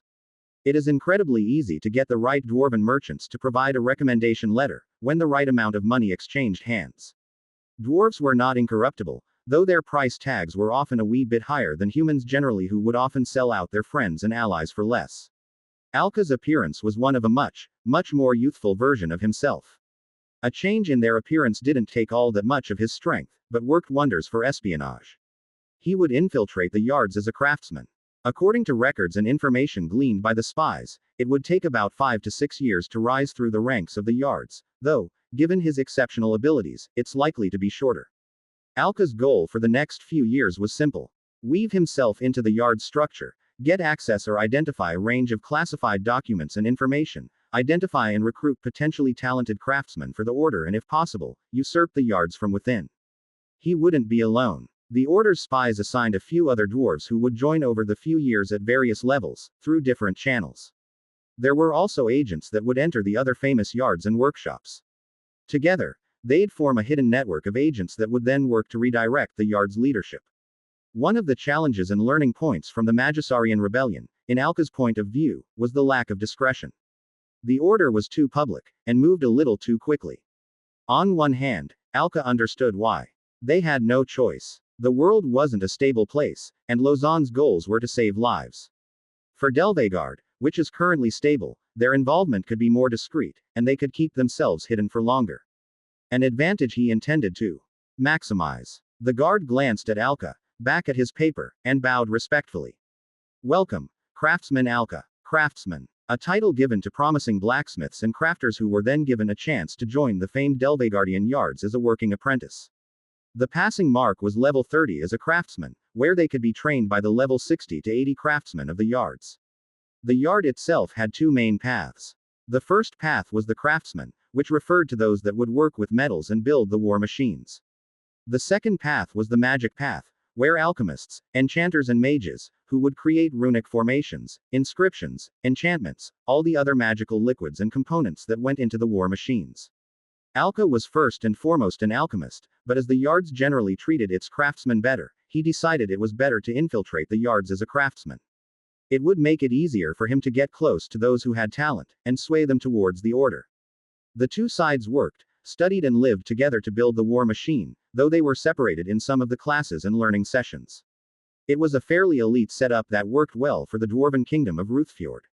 Over centuries they accumulated military strength, and so they solidified their position as the best weapons and war machine academy in the world of Delveard. The only such academy that could even challenge them, the nation of Aaron's Delveard workshops, was on the other side of the world. He glanced at his documents again. His assigned room was somewhere on one of the corner buildings. The Delvegardian yards was arranged into long rows of buildings, with wide open spaces in between the buildings. The buildings themselves were each individually self-sufficient. It had its own residential section, its own set of workshop areas, its own canteens and its own study areas. The wide open spaces were meant to facilitate movement of the war machines produced from the gigantic workshops.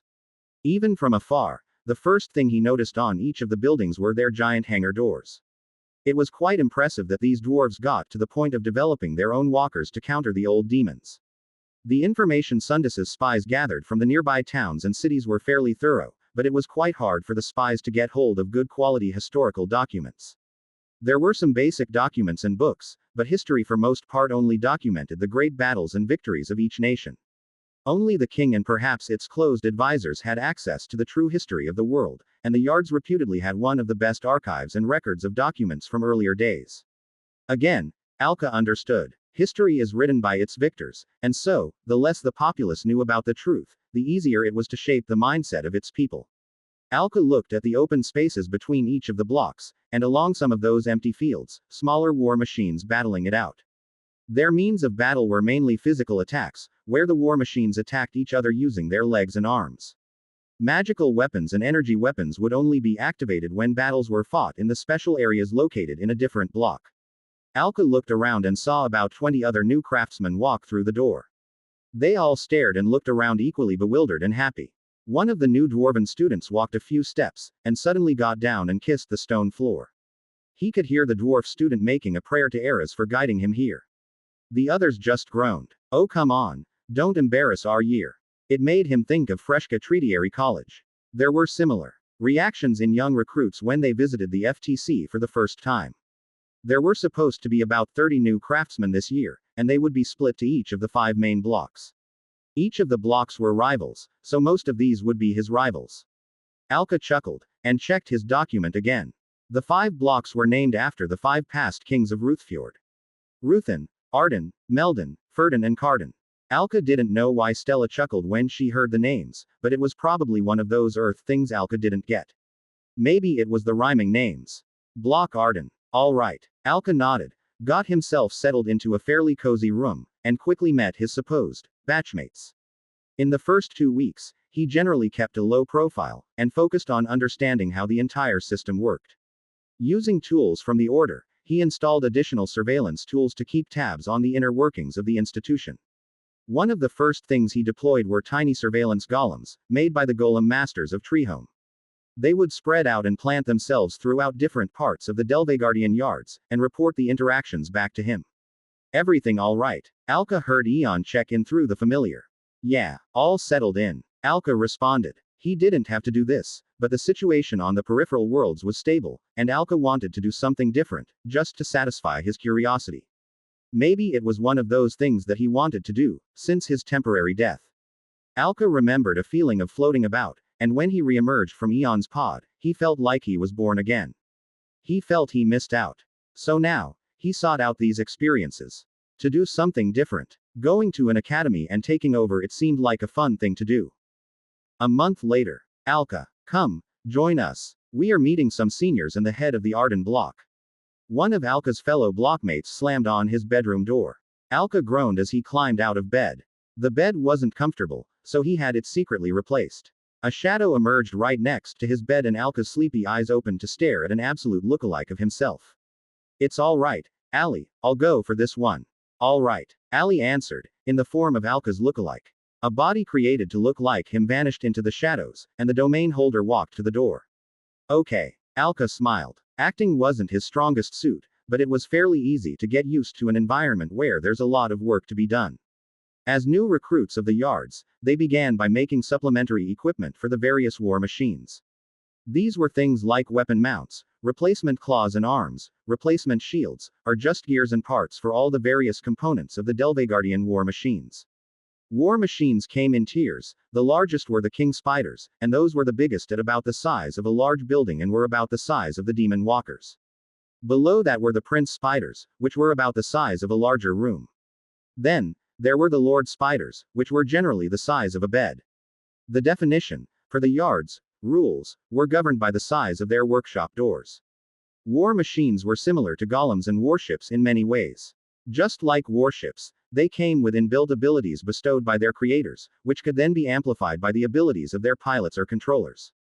Mages and enchanters could inscribe runic formations and patterns to give war machines even more power. Sunsteel was thus the perfect material for these war machines. Strong, light and magically compatible, though they needed to be forged with ice crystals, a process then known as cold forging. Stella remarked it sounded quite like the mythical mithril, though we didn't know whether it was even similar. The yards wanted craftsmen to be trained to a high level, since stronger craftsmen gave their war machines stronger skills, which was then amplified by the enchantments that went into the war machines, and also the pilot's own skills. It was for this reason that these large things are so dangerous. Each of them represented the skills and powers of multiple people that coalesced into a single tool for destruction, though the Sunsteel was a big part of why they took this direction. On Treehome, Eons crafters and golem builders constructed golems and other such structures to fairly good results, but ultimately, the materials had limitations on how much innate strength they had, and how much magic power can be worked into them. This meant there was a cap on how much stronger Treehome's machines got, even if their crafters were better. On Treehome, it was warships with their large sizes, multiple skilled crews, that went crazy with their outfits and equipment. Everything all right, craftsman Alka, a supervising crafter, around level 60 or so, walked past Alka, and noticed him staring blankly. He then quickly took a peek at Alka's work, and answered before Alka could respond. Everything looks good. Amazing. Even. Keep up the good work. Alka nodded. In the yards, the craftsmen worked with and trained with other budding dwarven alchemists and enchanters, who were also students going through their own set of challenges. On top of that, they spent quite a bit of time testing out designs, and to a limited degree, work on the sunsteel and sunmetal components, mainly as assistants to more senior craftsmen. As the construction of the giant king spiders took almost a full year, the chief engineer's plans were plastered right at the top, and then components of it were then distributed to each of the different groups. It was familiar. The golem factories and golem magic schools that emerged in the past few decades on Treehome had a similar vibe. Those institutions had a hard time recently due to the crystal shortages, but the golems have been a fairly reliable workforce that supported industrial work. Alka stood and watched the group of eager fellow craftsmen trying to learn from the more senior dwarven craftsmen. Dwarves by their nature were more direct, and so, he was fairly pleased to find some of the more insidious forms of politicking were not common in the Delvegardian yards. There really was a fairly genuine desire to learn and be actual better craftsmen. But rivalries were common, and that manifested in duels. It was apparently such a common thing that the heroes laughed when he reported it. So, Alka, I heard you're the best one in your batch. The senior then walked over to Alka and taunted him. Alka merely shrugged. Another challenge. Yes. What of it? Humility wasn't a strong suit for dwarves, either. Alka didn't get to where he was without being proud of what he's done. If he's good, he's good. Oh, confident. You think you can make a better war machine than me? Alka looked at the senior. He was supposedly in his third year, and due to the adversarial, competitive nature of the Delvegardian yards, the craftsmen and builders would gain levels from challenging each other. Is that a challenge, senior? Yes. The senior grinned. His batch smiled, eager to watch another fight. Oh, are Alka's actually challenging the senior? Alka nodded. What kind of domain holder would he be if he couldn't even face a challenge even if he's here with different intentions? So, what should we do? Let's do it the old-fashioned way. The senior smiled. 2 on 2, Lord-class war machines fight till the other gives up or the war machine's core is destroyed. Alka shrugged. 2 on 2, sure. You may pick one of your friends to help. Alka laughed. That will not be necessary.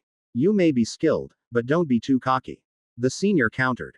War machines. The people of Delvegard were beholden to certain ways of battle.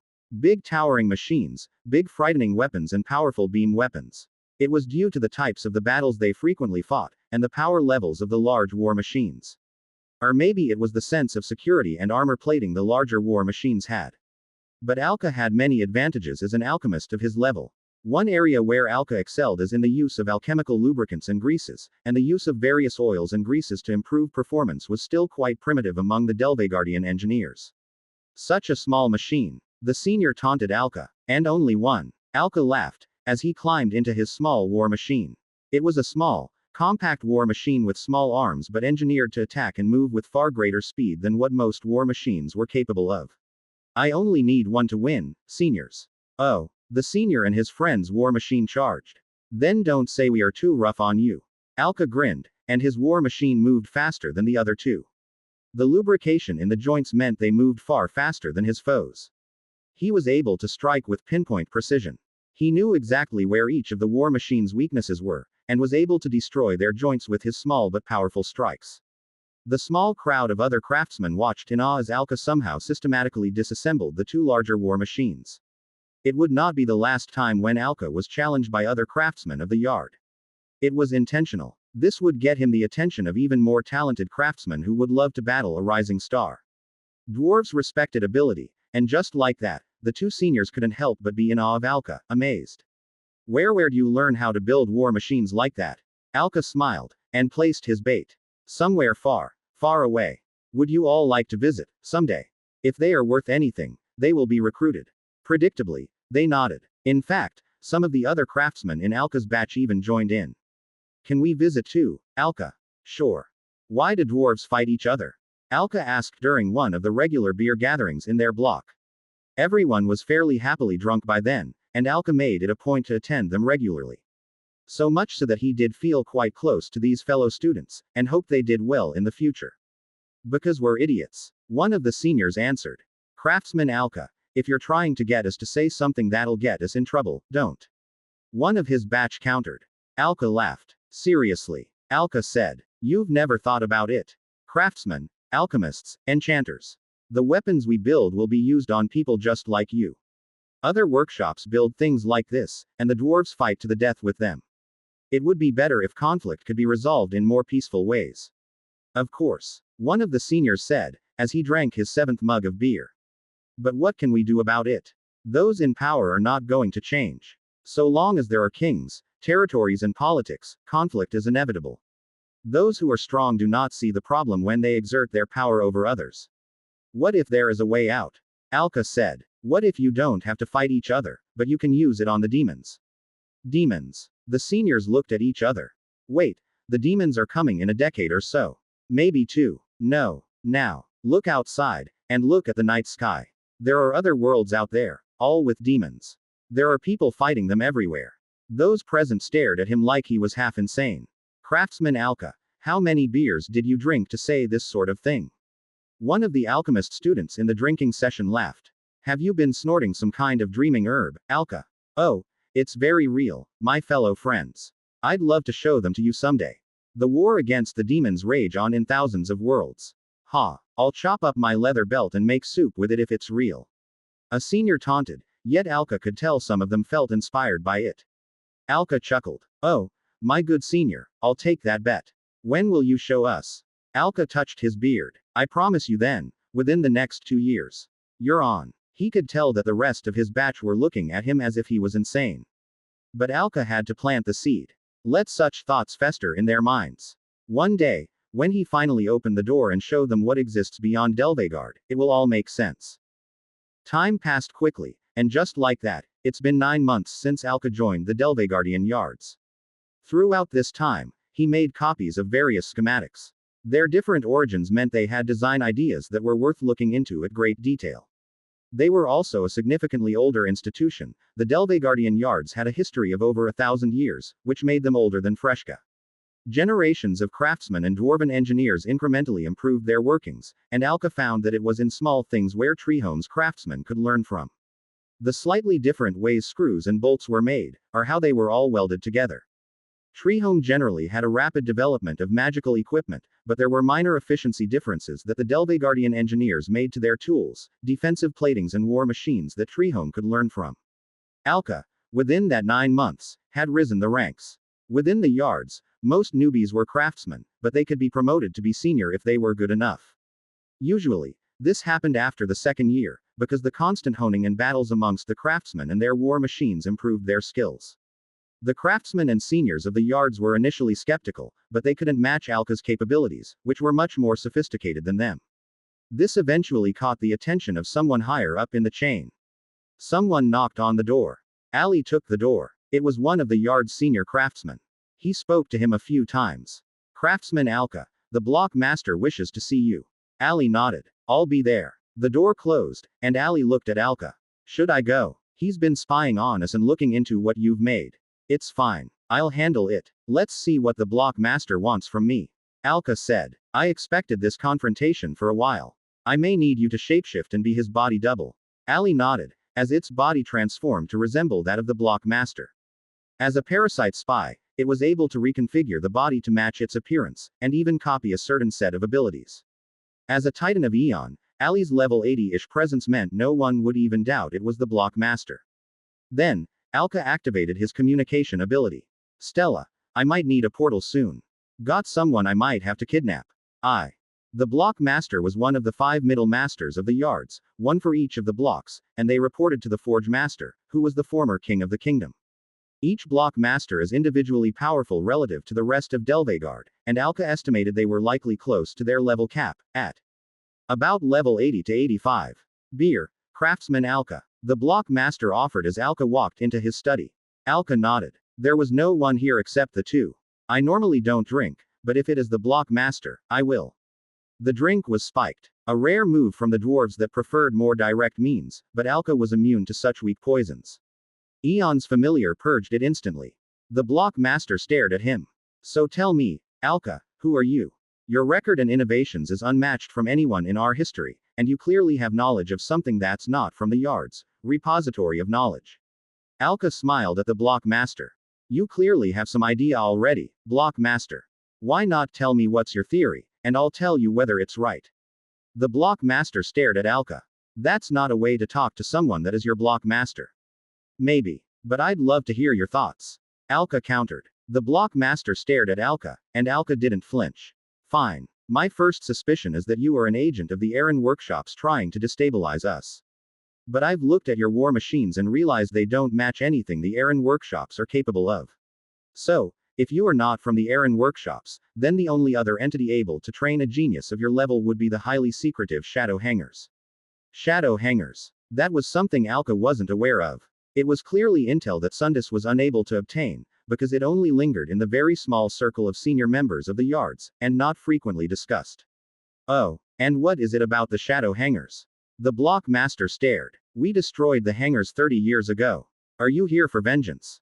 Infiltration is the sort of tactics these foul corrupted dwarves believe in. Alka smiled, a little amused how wrong he was. Really? And you think I'd be here for something like vengeance? Why else did you come and humiliate the rest of our craftsmen like this? Is this how the hangers want to exert superiority? Are you here to recruit the students? Well, I'm not, Alka countered. However, I am here to recruit your students. The block master stared. What? In fact, block master, I think you're a fairly talented craftsman too. Would you like a tour of what we have to offer? The block master was horrified. What do you mean? Is that a no? The block master and Alka exchanged glances, as if he was trying to gauge Alka's statement. Would you like to see where I learned how to do what I do? I'll take you on a trip, it wouldn't even take long. Are you serious? The block master seemed fairly surprised, but decided to play along. Then, yes, show me where you learned how to do what you did. The block master said, probably thinking Alka was just going to reveal his secret. Alka somehow blinked right next to the block master. Good. Let's go on a little trip. The two vanished through a void portal. Alka and the block master arrived in Treehome, inside one of the many industrial buildings within the wider Freshkin area, and the block master stared. What did you do? What do you think about the state of Delveard, and how the dwarven nations constantly fight each other? Alka ignored his question. The block master looked around, and noticed the far more busy city around him. Where am I? Another world, block master. The air feels different here, doesn't it? It does. The block master kept looking around, and was trying his hardest to stop it. Where are you taking me? To where my people create weapons used to fight against our real foes. So I ask again, Block Master, what do you think about the state of Delveard? Do you think your beautiful weapons are wasted on slaughtering the lives of your fellow dwarves in your brutal battles? It is what we have to do. The lords and kings do not want to bow to others. Our kings, they are proud dwarves. Pride. It's led to such a waste of life. Alka sighed, and the door swung open to reveal a vast industrial factory where crystal weapons were made by the thousands. The Block Master stared in disbelief. I have a proposition to make to the dwarves of Delveard, Block Master. The war between dwarves is unnecessary, useless, wasteful. Instead, I ask the dwarves, talented ones like yourself, to devote your efforts against the real enemies of the wider world. The Block Master looked at the crystal weapons. What are you talking about? Demons, Block Master. Delveard has been a lucky world, a world where the demons only come once a century. But the other worlds are not so lucky.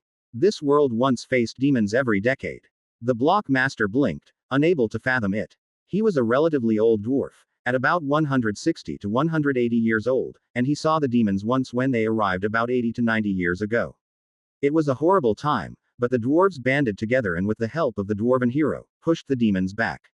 The thought of such monstrosities invading the world once a decade was hard. Imagine for a moment what we could achieve if Delvegardian war machines were paired with the magical equipment of my world. The Block Master watched for a moment. Even at this distance he knew enough to get a rough sense of the sort of equipment that was being made. You really are recruiting me? Yes, Alka said. I will recruit everyone I can, Block Master, and I want you to help me. Why do you think we would join you? Because now you use your weapons on your fellow dwarves while I offer to use your weapons on demons. Because now you are capped behind your levels, stuck at level 85 to 90 unable to reach beyond, while we have our ways of reaching in the steps of divinity. Because now, your people's purpose is no more than to satisfy the whims of your kings, while we offer the chance to serve a power and purpose that would save many from these demons, and also elevate many more to join us. The Block Master stared, as Alka led him through the factories and into larger barracks made up of Valthorns preparing for their next deployment on the peripheral worlds. Look around you, Block Master. These are my compatriots. They will serve in battles against the demons. We have taken the battles beyond our homes and reached into the shores of the demon worlds. The dwarven blood thirsts for war, Block Master. It is why dwarves are only able to unite during the Demon King crisis, but after that, the dwarves cannot help but fight each other. A void portal world in front of him, and Alka led the Block Master through to the peripheral world of Sarlpi. Here, they witnessed Valthorn warriors hunt down the rest of the fire elemental demons that still remained on Salarpi. I offer to take your nation's warriors and war machines, and I offer them the glory, destruction and war of the demon lands. So, Block Master, I am recruiting. Death, blood, destruction and suffering awaits the warriors who join our cause, but my fellow dwarves aspire to more than just beer, politicking, and building war machines to slaughter their fellow dwarves. It was a long, long silence. Alka allowed his words to sink in, as they followed the destruction left by the Valthorns. The fire demons were torn from the skies. The Block Master looked around the chaos of Sarlpi, and saw people he had never known existed.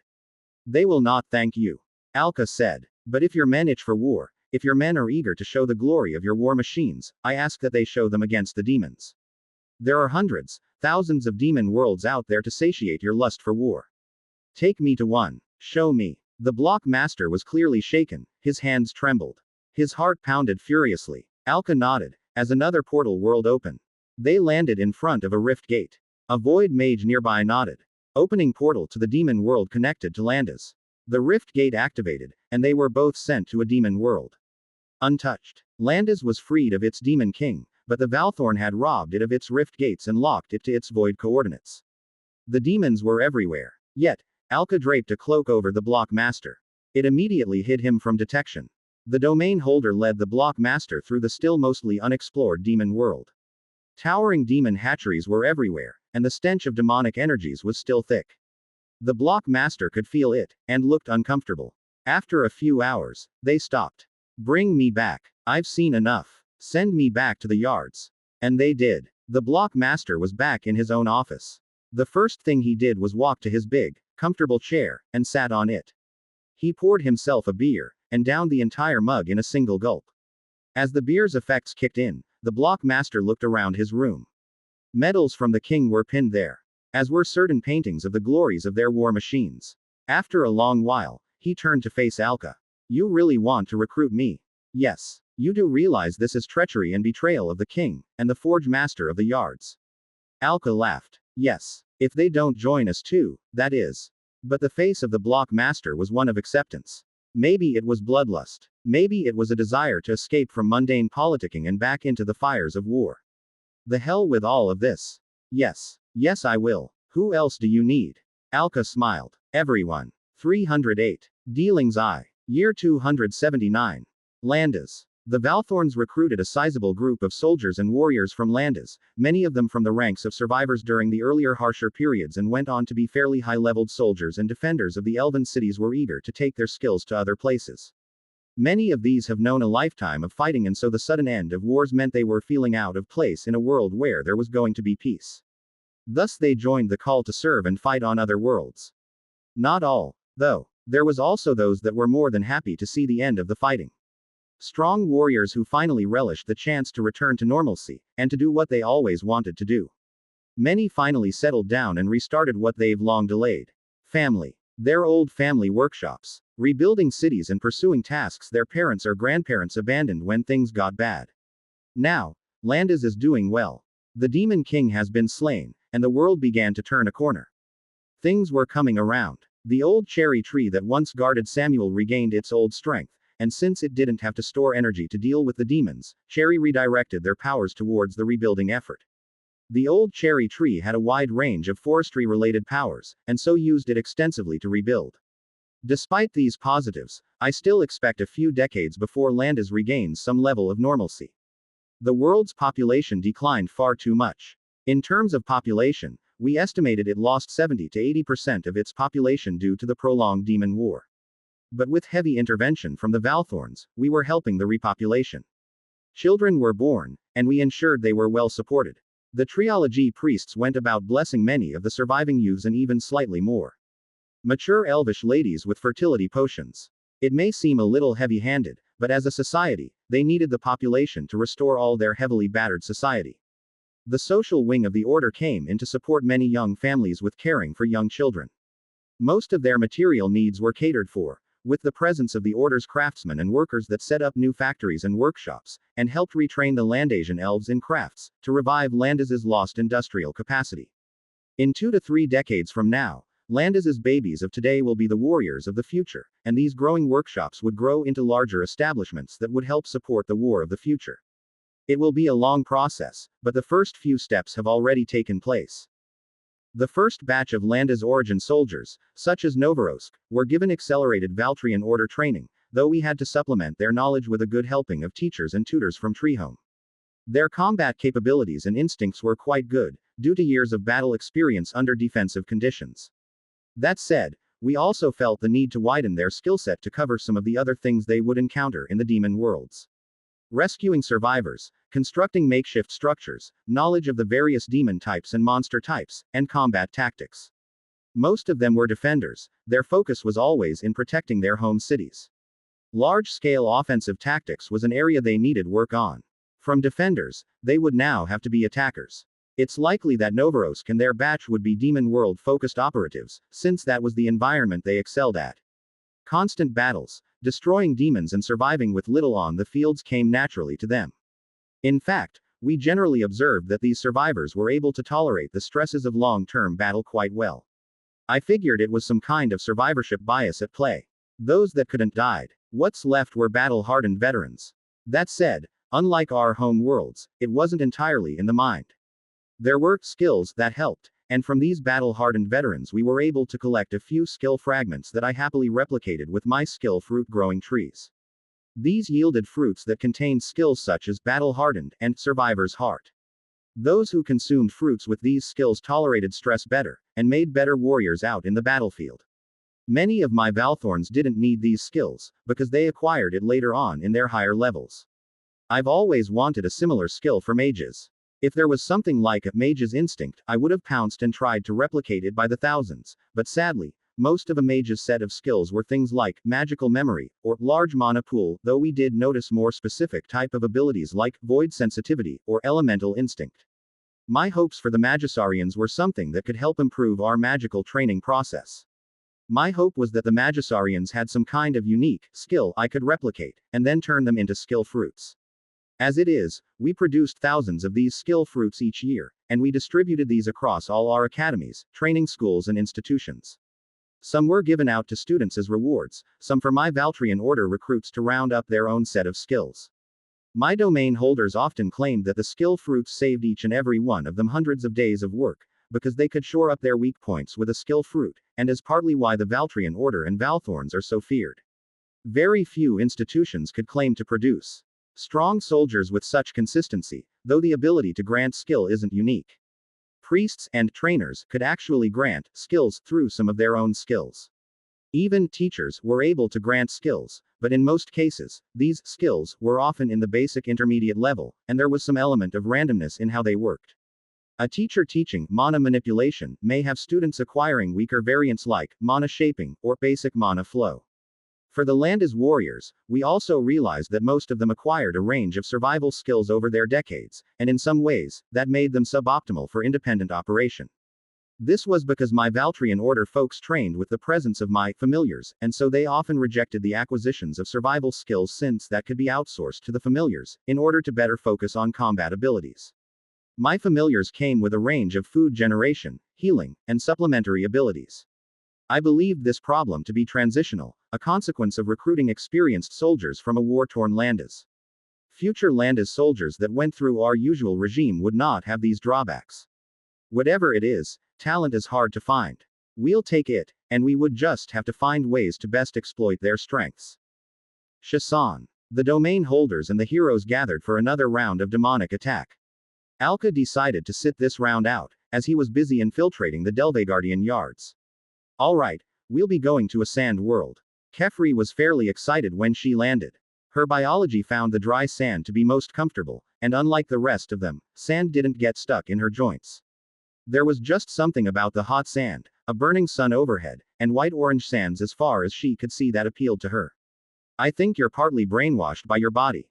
Colette countered. I know. Kefri shrugged, and rubbed her head slightly. Despite a different biology, she wasn't spared from headaches. But it is what it is. The body likes this kind of environment, and so I like it. Colette said nothing, and looked at Prabhu. Prabhu was decked out in gear. A little overkill, but at this point, they'd rather not take many risks. Raja and Weera, the two dragonling heroes, felt their wings warm up from the heat of the sun. They didn't like it the dry heat or the harsh sun all that much. Gigantodragon was still far more comfortable to them than any of the other worlds so far, with the only exception being the magimodern facilities of Treehome and Branchhold. Samuel shared their struggles. The elven hero didn't like the heat or the sun. The domain holders and heroes chatted, as they prepared for the start of the operation. Edna clapped her hands. Alright, Shan should be a fairly simple mop-up operation. Shazan's a fairly strong world, with strong natural defenses. We don't really expect much opposition other than the Demon King. As usual, Lumof will fish out the Demon King, and we'll engage it on the surface. Hit it with all we can, and then we'll only be left with twin space. Clear. Everyone nodded. There were about 30 level 140s Valthorns present as well, and they were the ones that were most visibly nervous. Lumof smiled. Alright. Come. Shouldn't be too hard. Relax, it'll be fine. Check your protective equipment. Samuel still looked a little lost. Is that it? Adrian, the hero of Mountain World, tapped Samuel, the hero of Landis, on the shoulder. You'll get used to it. Took me about 5 or 6 Demon Kings before I was able to get over how casual this whole thing feels. Samuel paused, and after a while, he sighed. Both of them knew each other faced their own trauma from the past. Adrian spent quite some time under the corruption of the demons, and Samuel nursed a demonic curse. The idea of facing the Demon King still occasionally pulled out that trauma, and the whole thing being just a regular trip to the doctors was hard to reconcile. Alright, I'll head in first. Lumof looked at the flooded pit that led to the core, and dived right in. The Demon King was a kind of bony, half-shark, half-demonic creature that was still digging at the rocks. Lumof, unaffected by the water, easily interrupted its constant digging, and engaged it in battle. Somehow, water numbed the Demon King's senses, because it was only then it reacted to our presence. That was a surprise to us. Lumof got a good, powerful root strike through its body. Not enough to kill it, but enough for me to get a rough sense of its strength. It wasn't going to be a problem. The Shark Demon King soared out of the flooded pit. Again, its senses seemed dull. The moment it exited the flooded pit, it was battered with a range of attacks. The Demon King, weakened by the blast, shape-shifted, and then summoned more demons. But those extra small fries died like flies. The heroes and domain holders launched more attacks. It was no match. The Demon King of Shan died. The heroes gained some levels, the domain holders gained none, and some of the Valthorn level 140s gained a level or two. Not enough to push them to a domain. But now, there was only one Demon King left. The Demon King on Twinspace. We wanted to make it a spectacle. So, I redirected my attention elsewhere. I wanted to visit Hawa again. Satria. Lumof went through the portal first, and landed in a large receiving hall filled with people. Hawa's priests and an entourage fit for a king. Greetings. Patriarch Lumof. Olivia of Olpash stood there, waiting. She still asked about Rune occasionally, but this time, she was in her priestess mode, and spoke with all the gentleness and grace of a high priestess. Are the rest of the entourage coming? Lumof nodded. They'll be here in a second. Emperor Eranuel and the rest of the Emperor's escorts warped in. They appeared around Lumof through my teleportation ability. Eranuel brought about 100 people to Satria, and this same party would then be deployed to Shan to launch Eranuel's New World program. But the fact that Lumof landed here so specifically seemed to trigger some alarm bells. Hawa seemed able to guide how and where Stella's portals opened, and ensured that a large, luxurious welcoming party was present. Stella was fairly surprised that a god could do that, but this was Hawa's core world. Guiding portals and specifying specific landing zones should be well within its range of abilities. However, it did highlight that this was a very clear vulnerability. Stella could teleport us right into a trap, especially if a god was hostile to us. Essentially, we could be on the receiving end on a spawn camp attack. That was an uncomfortable thought to entertain. Lumof grinned at the sight of the two high priests of Hawa. Well, nice to see you again, Priestess Olivia and Priest Michael. It's a pleasure to welcome you and your party, Patriarch Lumof. It is especially blessed for us to finally meet those who are faithful to the teachings of Hawa from other worlds. Our god Hawa's blessings and wisdom reaches even to the furthest of worlds, and from one Hawa's servant to another, we sincerely welcome you. Olivia spoke, and Lumof grinned at her heartfelt praise of her god. Her words were genuine. Though her words were sweet, it was somehow lost on the Emperor. So this is what it feels like where Hawa's presence is strong. Emperor Eranuel's heart pounded. Lumof could sense the trembling in his fingers, and we speculated that his class, the Holy Emperor, was instinctively linked to Hawa. Therefore, it was possible that here, in this world, that class was stronger than even on Treehome. The Emperor looked around for a few seconds, took a few deep breaths, and then finally, turned to face the hosts. My apologies to the very generous and hospitable priests and priestess. I am just suddenly overwhelmed by the presence of our god Hawa that I cannot but take a few moments to take it in. Patriarch Lumof promised me a visit to a world where Hawa's reach was still strong, and it is truly a unique feeling. The priestess could sense it too. A sense of comradeship in those that share the faith. Yes, Your Majesty. Satria did not face the need to create a holy emperor, but I do agree it is most interesting for us as well to meet those who triumphed against great odds. It is the foul demons that cause Hawa's influence to be weak on your world, but your people persevered. Eranuel nodded, and then turned to face Lumof. Patriarch Lumof, thank you for sending us here. I'll be able to handle it from here. What happens next, I believe, mainly concerns discussions about our faith, and so, it would most likely be uninteresting to you. So, thank you, I wish not to occupy your time anymore. We expected that Eranuel would want to have some private words with the other Hawa believers, so this went as planned. Lumof nodded. I'll leave you to it. I'll return in approximately 3 months. 3 months is plenty of time, Patriarch Lumof. We will be ready when the time comes. Eranuel was a man with his own plans, and I didn't mind it. The world was large, and right now, there was enough for everyone. Even if he turned against me, it was fairly easy to cordon off certain worlds. We planned on sending Eranuel to Shan because it wasn't a world where we had much interest in. They could have it on a silver platter if they so desired. I expect that as we discover more worlds, my resources and manpower would not be able to keep up to maintain a decent level of control, and so, rather than let certain worlds suffer because I lacked the resources to deal with them, I was willing to pass some of these worlds to other forces. From my point of view, I didn't want to let these other worlds suffer from the demons just because I couldn't help them and refused to share the portals with others. People like Aranuel were relatively low risk, since they lacked the means to travel through worlds. In time, maybe Lilies, or Arya and Icebang, or the White Statue could be roped in to take control of certain worlds, though given the White Statue's strength, it was a matter of time before he achieved travel between the worlds.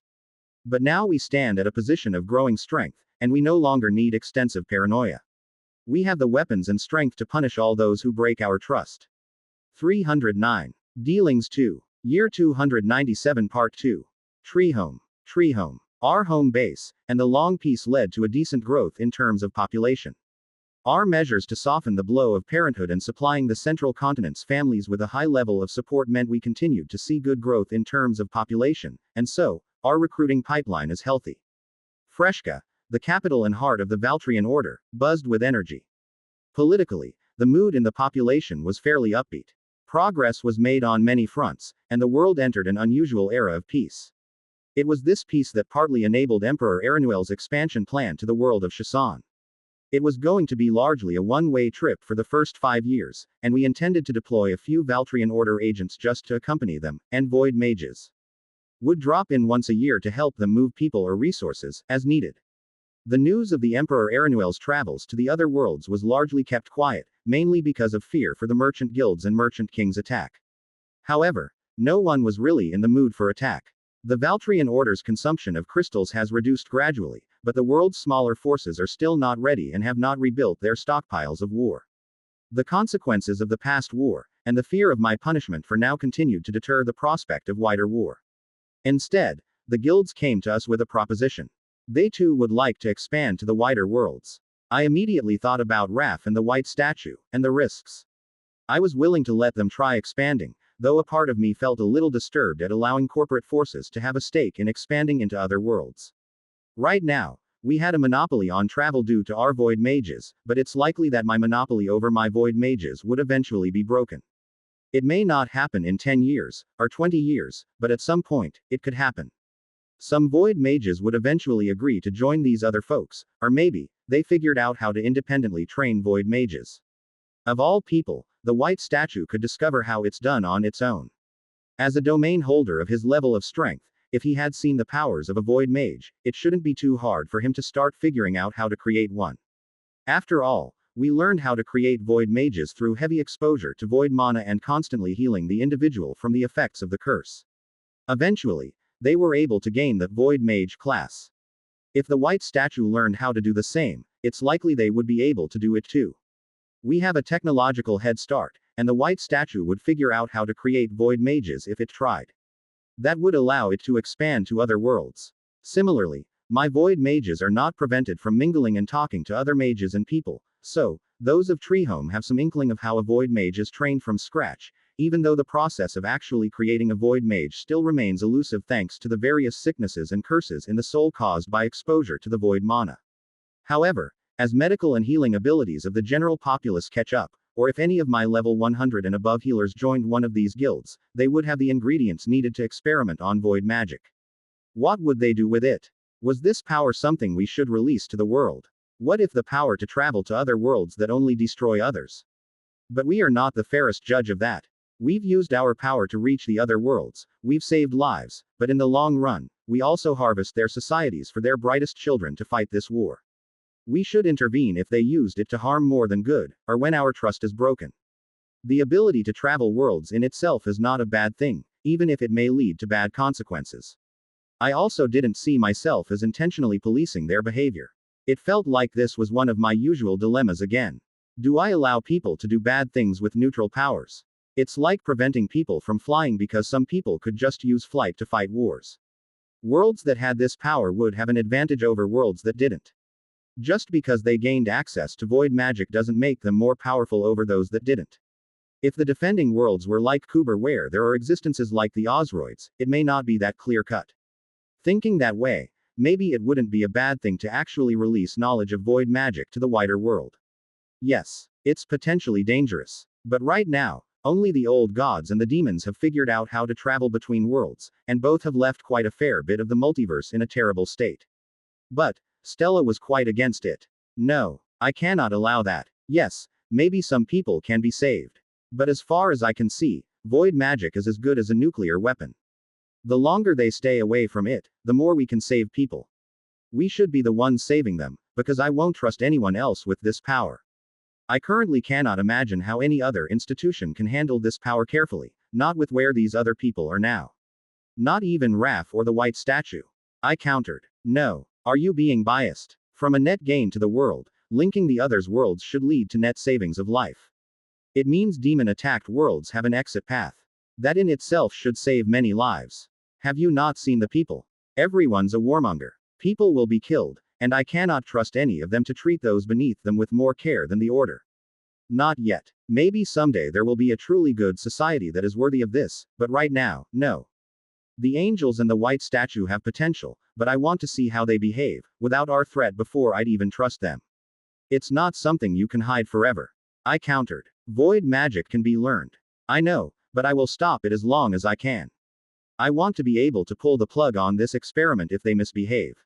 As the void domain holder, let me have this right. Very well. Lumof landed on the world of Kuber. We knew that we were the ones that should face it. We walked to the very edges of the Kuber's land, and wondered whether this was a hostile domain holder. Even at this distance, we could subtly feel its presence. I hoped that we could come to an agreement, like lilies. At the border between the land of the living and the land of the dead, there was a trading post. This was where the humans of Kuber traded with the undead. So, we approached the undead, and requested an audience with the Osoids. We declared we were coming. The undead at the border didn't respond to us immediately, but eventually, one of the undead actually spoke with magic. Please wait. We did. A wraith appeared about half a day later. It probably flew from really far away. It glanced at Lumof with its glowing yellow eyes, and nodded. Follow me. We followed the wraith on a path that headed for the center of the land of the dead. The land of the dead was surprisingly productive, filled with mines and quarries, and factories.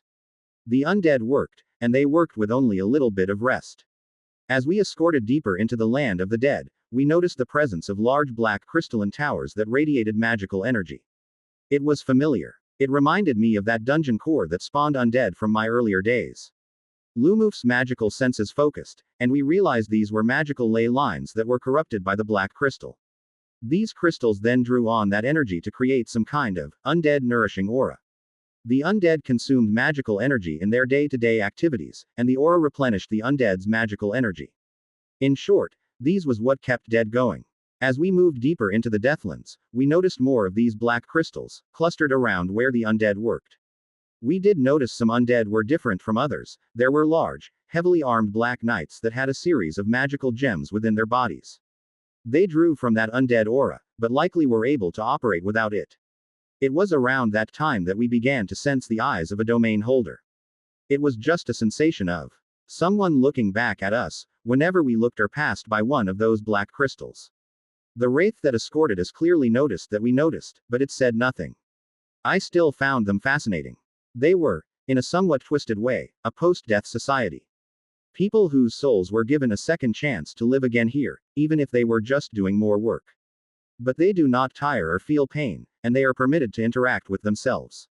Even from afar we could listen to them talk to each other. Some of the undead talked to each other about their day-to-day life, or talked about their past. Some missed their families, but some of these undeads were family when they lived. I wondered whether they gained levels and skills. Or they lose the ability to gain levels. We traveled for about a day and then we stopped in one of the cities of the dead. A city for the undead, built around one of these black crystal obelisks. This was a city of crafts, where undead and wraiths worked in workshops to build tools and weapons. Things that they used, but also things they traded with the humans. You will rest here tonight. We will continue our journey tomorrow. All right. I could feel the Osoids' presence in the gigantic black crystal at the heart of the city. We were getting quite good and experienced at sensing the presence of these domain holders. Batu, White Statue, and now the Osoids all employed tools to maintain control and oversight of their territories. The city was clearly built to accommodate human visitors. Maybe the heroes, like the hero Gideon. We didn't need sleep, and it was easy to notice how the undead didn't need sleep either. The workshops continued to work even at night, though the rarely used inn had really thick walls to drown out the noise. On the next day, a gigantic bone dragon arrived in this undead city, and the wraith waited next to it. Visitor, we will now take you to meet the Osoids. Alright, let's go. The bone dragon flew quickly, and I rated its power somewhere in the high level 80s. A creature able to give even demon champions a run for their money. Amazingly, it wasn't a reanimated bone construct, but instead, also possessed the soul. Multiple souls that were linked together. The wraith stood next to us, and observed us. Lumof grinned. We should be there quickly with this dragon. Perhaps a day. Yes. The wraith answered. We flew over surprisingly fertile fields, mines, workshops, cities, and barren land. In parts of the land of the dead, bones rained. Magic woven into the land itself caused bone-like materials to appear out of nowhere. As we flew closer, I could feel it, the familiar presence of another domain holder.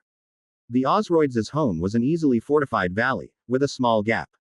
The dragon landed at the door to the valley, and the wraith led us along the road. The valley walls on both sides were filled with carvings. People, creatures, artwork made of gray stone, all intricately made from the valley's natural gray colors. It was a temple, and the whole journey walking through the carvings felt serene, quiet, and even holy. Maybe it was once a holy place. There were many small doors that were carved into the valley's walls, and they all led to underground passageways and rooms. The wraith eventually stopped at one of the doors, where another undead awaited us. The undead was a heavy knight. Its bones were larger and magically reinforced to be stronger, covered in enough magical armor and weaponry to be on par with the elite white guards of the white statue. It was the right direction. The presence of the Osoids all over the valley at first, but as we focused, I could triangulate its location. The knight pointed at the door, and walked it. First, we followed. We walked on a path covered with magical traps and weapons, but somehow, not a single one of them activated. Eventually, after we went through multiple passageways and underground rooms, I saw 3 creatures, all physically separate yet magically intertwined. I knew they were a single being. Greetings. I answered on Lumof's behalf, and I felt the presence of a being pushed back against us. The 3 undead bodies spoke at once, and it felt like I was talking to a magical twin of lilies. Lilies, underground roots, and had the same sensation. Greetings. Why have you asked for an audience with us? It clearly knew we were something. Our aura and presence as a domain holder was clear, and at this distance, I knew the Osoids was a peer of similar strength as the white statue, though its power set was likely less combat-focused. Just seeing it and being here answered 90% of the questions we had, but we asked the 2 main questions on my mind. We are travelers, expanding through other worlds and are here to help deal with the demon kings. Are you willing to coexist peacefully with us? The 3 Osoids answered differently. No. Maybe. Yes. Lumof smiled, and answered sternly. We would appreciate honesty, Osoids. You 3 are one, your soul is to one, even if you share 3 flesh.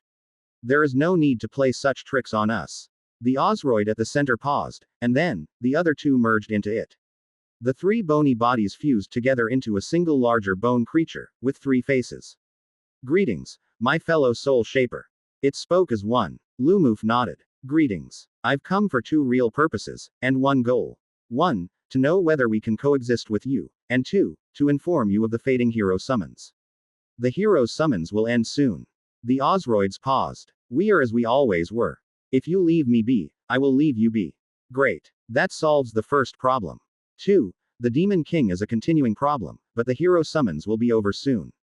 Are you able to deal with it? In my mind, I believe the answer is yes. The Osoid stopped, and its undead face transformed into one of displeasure. Yes. But not without a great sacrifice. Without the heroes, we would have to rely on the powers of shaping the soul into a weapon. We would need many sacrifices from the living to create a weapon strong enough to defeat it. I had a sense that the Osoids could win without it, but it is unlikely to sacrifice itself to do so. It would prefer to win the easy way. Lumof frowned. I see. What would you do if it landed in the Deathlands? Its answer was also unappealing. I would chase it to the lands of the living, until I collected enough sacrifices for the weapon. That would be our plan. The end of the hero summon would greatly destabilize the current balance and prosperity of Kuber. So, in my mind, I considered offering a deal. We would deal with the Demon King in exchange for continued peace and non-interference. We gain the experience, the world stays as it is. When will the hero summons end? It asked. Soon. I am not certain. We were asked by Hawa to deliver the message. I was fairly certain it'll end the moment we inform Hawa. But I could hold it off, but that would delay my access into the inner demon worlds. Play off the time difference and Hawa's limited information. There was silence, but I felt the buzz of the Osoid's mind. Its presence fluctuated like a turbulent ocean. It was in thought. You are strong. Stronger. The Osoids said. You seem familiar with the ways of the invaders, and can fight them. We have no interest in the invaders, they are something we deal with because we have to.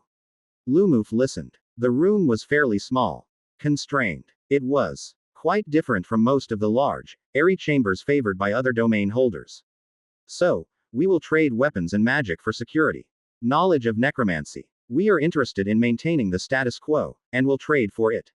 The Osoids offered. The land of the dead will remain off limits, but we can construct a new undead city to accommodate your people. If you wish to have undead servants, we are happy to supply it. We are also capable of constructing custom souls that meet any of your more exotic desires. Lumof squirmed at the last item, but decided not to dwell on it. Instead, he redirected the question. What did you do with the heroes?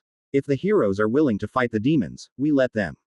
If they are not, we use what is in their soul to make a powerful creature to battle the demon king instead. If that fails, we use the power of the hero's soul as a weapon. Lumof frowned. In the past, have you ever harmed a hero? Yes. The Osoids answered, as if explaining itself. Those who are aggressive get what they deserve. At that moment, I felt the Osoids split a portion of itself, and that portion of itself snuck away. Maybe it anticipated a fight. Lumof merely smiled. It is not necessary to do so. We mean no harm. Lumof and the Osoids didn't move, and yet at that moment, we felt our two domains graze each other. The Osoids may have realized we could sense its soul movement, but it decided the risk was worth it. We will accept your offer, Osoids, with two exceptions. We will require full access to your Deathlands to do battle with the Demon King. 2. We do not know for certain how long the hero summons will remain, but we ask that if you find these heroes, you send them to the land of the living.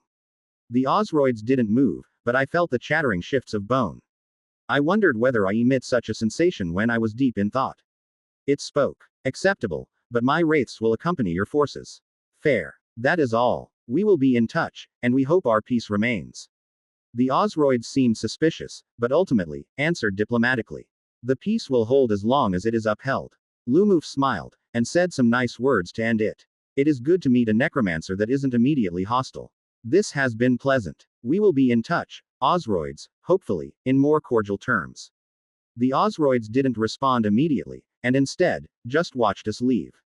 The wraith escorted us back to the valley's entrance where the bone dragon waited for us, and we left the world of Kuber. A deal was made. 310. Edna on Kaval. Kaval. Edna returned this time to Kaval with a purpose to place a node tree, preferably somewhere friendly. Kaval was a land of knights, and a land of small feudal kingdoms. These feudal kingdoms laid claim to Hero's Sword, and that served as the foundation of that kingdom's power. How this actually worked was an interesting mechanic at play in this world, and it was something she wanted to see more of. The Descendant Swords. So, Aben, how many more levels? Edna asked as they both approached the small fortified town. They could feel the magic that leaked out of the city, but Kaval was a fairly safe world, and so, they were both in rather ordinary village wear.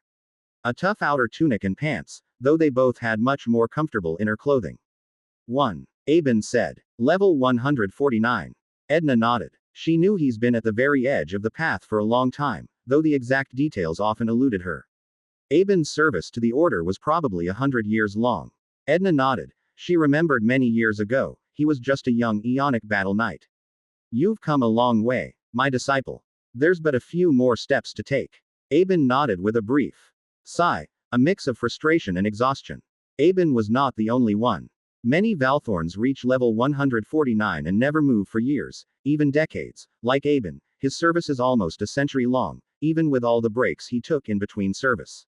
Even Rune and Johann stared at that final level for years before they made it. This last step feels a lot further than all the ones before. Edna tapped the man that was once her disciple on the shoulder. Keep at it. We're almost there. It was a small fortified town, and 6 guards stood at the gates, decked out in polished steel armor. They wore the liveries of a nearby lord. Knights and squires, perhaps with the ability, clean armor, or some variant thereof. Edna's eyes, in particular, noticed one of the guards who stood nearby wielding a magical blade. A blade that has a faint presence of the hero's sword. Visitors. Yes. Edna and Aben both smiled. Can we come in? Bags. Edna and Aben both handed over their bags and just briefly checked them. One of the knights whispered to the other. I keep getting nothing. The other night guard replied. Really? Let me try. Security inspection. Edna and Aben glanced at each other and immediately, they both activated small rings on their hands. An illusionary object meant to throw off inspect. What are you talking about? I get villager and traveler for both of them. The other knight tapped the man. You must have drained your magical energy. Oh, anyway, you two are free to go. If you're here to live permanently, you'll need to speak to the town lord, but other than that the laws of our town are similar to all others. Don't cause trouble. If you're here to watch the seed drawing ceremony, it'll be in 4 days. They were exactly here for the seed drawing ceremony, and entered the fortified town. At first glance it seemed just like any other town. In fact, that was what the scouts thought at first. They didn't have much time to dive deep into how they worked back then, but now that there was only one real demon king-infested world to deal with, time was quite plentiful. This town had one hero sword, and unlike most other towns, it had its hero sword out in full display. It stood at the town's center, a gleaming golden sword that stood embedded into a large stone. Its presence wasn't really that great. For both Edna and Aben, it didn't seem particularly interesting. They built a small water fountain around it, and there were at least 2 knights present, standing guard. The sword itself had a massive steel chain that tied it to the ground. At this distance, they could feel the subtle pulse of the hero's swords, and strangely enough, a voice. Well, only Aben could, and was partly why she brought him along. You could hear it? Edna asked. Edna as a domain holder couldn't interact with this aspect of the hero's sword. Strangely enough, Edna didn't detect her domain blocking anything. It was as if whatever feelers the sword had knew it couldn't reach her. Aben paused as he focused, and then, he nodded. It's whispering. It's saying something. I can't quite make out what it is. I see. Edna nodded. The Valthorn agents claimed they've heard strange voices when they were around the cities and towns, but most of the hero swords are hidden in secluded courtyards and spaces. Edna checked her dates again. Well, don't think too much about it, we still have time. Let's rest. The fortified town didn't get many visitors normally, but there were slightly more than normal. So, at the inn, the two managed to talk to some other slightly drunk villagers to find out more about the seed drawing ceremony.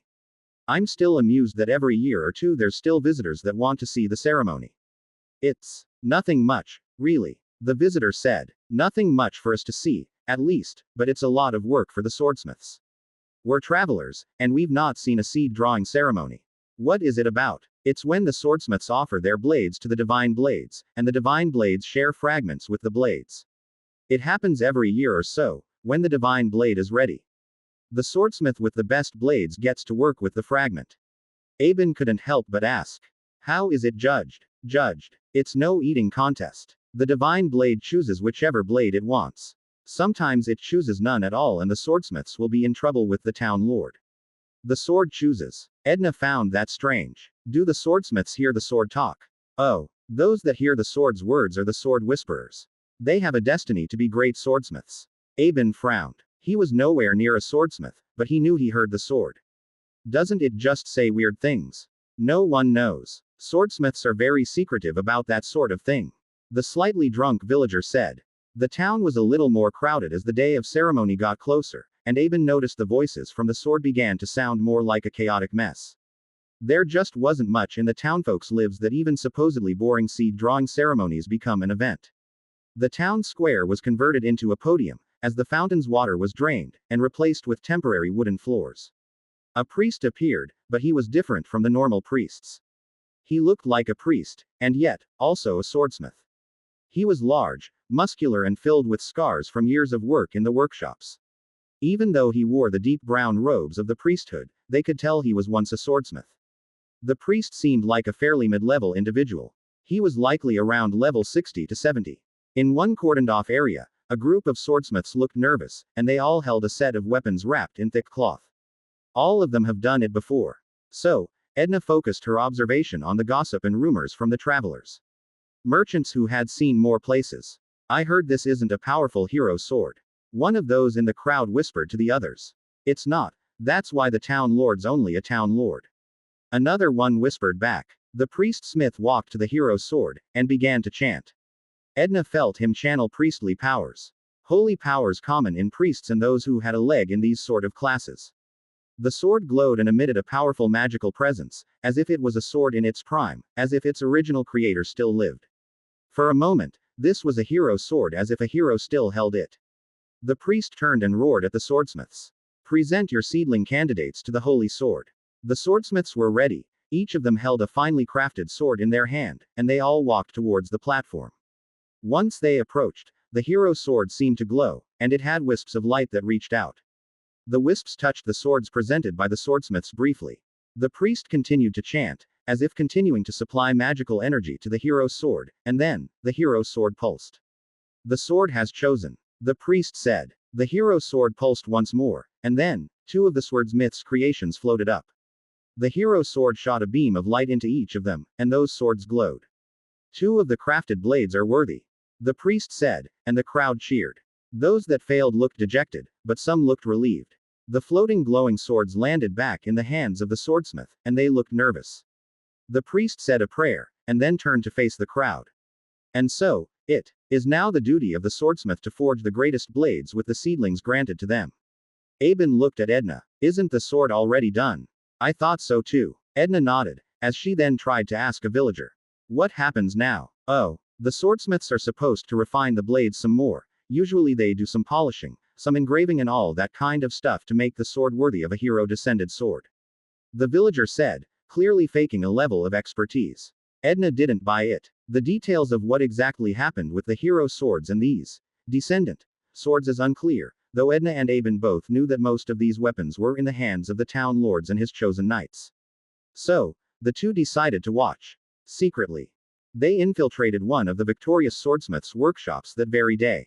The swordsmith, a relatively middle-aged man, probably around levels 40 to 50 in some blacksmith-related class, was greeted by his apprentice, a younger boy that was about level 15 to 20. Edna and Aben, both shrouded by magic, hid in the corners and watched how the swordsmith did their work. From what Edna knew, it was exceptionally hard to work on hero items, due to the presence of star mana within them. Only Eon could attempt to replicate and work with them, but the powers of the hero's forge were in a league of its own. Master, I have the things ready. The apprentice said nervously. The apprentice looked nervous, but from what Edna understood, this swordsmith made a few descendant swords in the past few years, so this wasn't their first run. Good. The swordsmith said, let's get started. The actual space where the sword would be forged wasn't like any other part of the workshop. It was clean, and almost seemed like an altar, rather than a workshop. The swordsmith placed the sword with the hero sword's seat on the altar, and then, the smith knelt before it. He started to pray. The glow of the sword began to spread, and then, touched the swordsmith itself. The glow spread, and for a moment, both the swordsmith and the sword were connected by a glow of light. Holy power allowed the smith to reach into the sword, and change it. The swordsmith began muttering some prayers, and the apprentice placed a tray of items next to the swordsmith. The tray contained a rather random selection of items. A few types of metals, a few types of wood, flowers, pens, paper, some food, some drinks, a small cup of blood, and a cup of water. He picked up some metals, some items, and then, somehow offered it to the sword. The sword seemed to change ever so slightly. The swordsmith offered some more steel, but some of the items were then suddenly rejected and flung far away. Okay. Not that one. The swordsmith said, something else. Faster. The apprentice quickly offered some flowers. The flowers were strangely taken, as they vanished into the sword. The apprentice handed a pen to the swordsmith, but then he stopped. Wait. It's saying something. Wait. It's ready. Apprentice. Wait. The swordsmith turned to face the sword and bowed to it. He began to mutter certain words of prayer, and the glowing between the two brightened slightly. At that moment, the swordsmith picked up a hammer that was on his belt. I am ready. Edna and Aben watched, as the swordsmith's eyes began to glow, as if he was having an out-of-body experience. They felt some magic flow between the swordsmith and the descendant sword, and the swordsmith just knelt for the rest of the evening, his eyes glowing but his mind clearly not present. The apprentice held the swordsmith, and kept him supported during the rest of the evening. Edna and Aben watched, and Edna felt the subtle shifts in the sword during this entire time. Sometimes it got stronger, sometimes it turned weaker. Maybe it wasn't the perfect outcome, but in the depths of night, the glow between the two vanished, and the swordsmith returned to his body thoroughly exhausted. The sword landed back on the altar. Water. The apprentice ran with 2 large mugs which the swordsmith finished in 2 big gulps. At that point, the apprentice asked, "How did it go, master?" I think I did decently. Let's check the sword. Help me up." The swordsmith's body was kneeling the entire evening, and so, the apprentice helped him up. The two walked to the sword to inspect it. The swordsmith looked at it a little frustrated. "Ah, it's not much different from what it was. I thought I did better." The man took a deep breath, and prayed anyway. "Let's make a scabbard for the sword tomorrow." The man left the blade on the altar and took a good rest. The next few days, the man made a relatively elaborate scabbard, and then, Edna and Aben watched the 2 swordsmiths present their completed weapons to the town lord. The town lord inspected the weapons, and didn't seem too impressed. Despite that, he said nothing of it, and just thanked the 2 swordsmiths for their work. One of the lord's treasurers paid the 2 for their services, and sent them away. The 2 infiltrators didn't just leave it as that, and stayed back to listen to their honest assessment. "It's average. Good enough for knights, but not something that could replace this." The town lord tapped a sword on his belt, also a hero descendant sword. Edna noticed almost everyone in the lord's personal knights possessed a sword of similar category. The lord's knight commander nodded, as it was now his turn to inspect the weapon. "It'll be good enough for the newly promoted knights, but this does mean we can only promote 2 new knights this year. 2 will have to do, then." The lord declared to his men, "Let the remaining squires compete for the post." Aben and Edna left the 2 to explore another bigger town. Kaval's towns were all spread far apart, and the farms were fairly clustered. One of the primary causes of the high density and clustering was because of the hero swords. A town without a hero sword is no town. There were smaller villages, but these were often linked to a larger town that regularly sent knights to protect them from the monsters. In between all the towns and cities were plenty of untamed forests and mountains, and monster lairs. On a macro level, this fed into the myth of the Knights of Kaval. Knight would set out to slay the monsters, defend their cities from the dark creatures. According to the reports, the largest towns generally correlated to the strength of their hero swords. Stronger hero swords attracted more people to live under its protection, since the powerful hero swords created stronger descendant swords, and stronger knights. The hero swords are like fruit trees. Each hero summoned to Kaval starts with a sword seed, which grows into his personal sword. It is this sword that becomes a hero sword when he dies, or when he gives it away. It is said that a hero could create a new hero sword if he gives one away, but there is some kind of price to be paid. Details were fairly scarce, since most of the drunk knights only regurgitated tales from their travels, the stories brought by travelers and merchants or whatever their lords told them. The next city they arrived at didn't display the hero sword out in the open. Instead, it was hidden deep in the city's keep. The city lord styled himself a king, though it seemed that no one dared to speak up to the king, since he didn't have the king class, and instead only had a lord class. The city never had a king in its history, but at some point, the system could recognize it as true, and would convert the city lord's title into a king. Edna and Aben weren't particularly interested in the city's politics, as their focus was learning about the details of the hero sword, and how they worked. The world of knights and their glorious accomplishments didn't spread on their own, and instead, it was the traveling bards and songstresses who amplified the knights' glories. The relative ratio of armed warriors to non-warriors was quite low compared to the other worlds, simply because a knight that had a descendant sword could do the work of 10 soldiers against the monsters. Due to the limited nature of these swords, Kaval's towns and cities valued quality over quantity.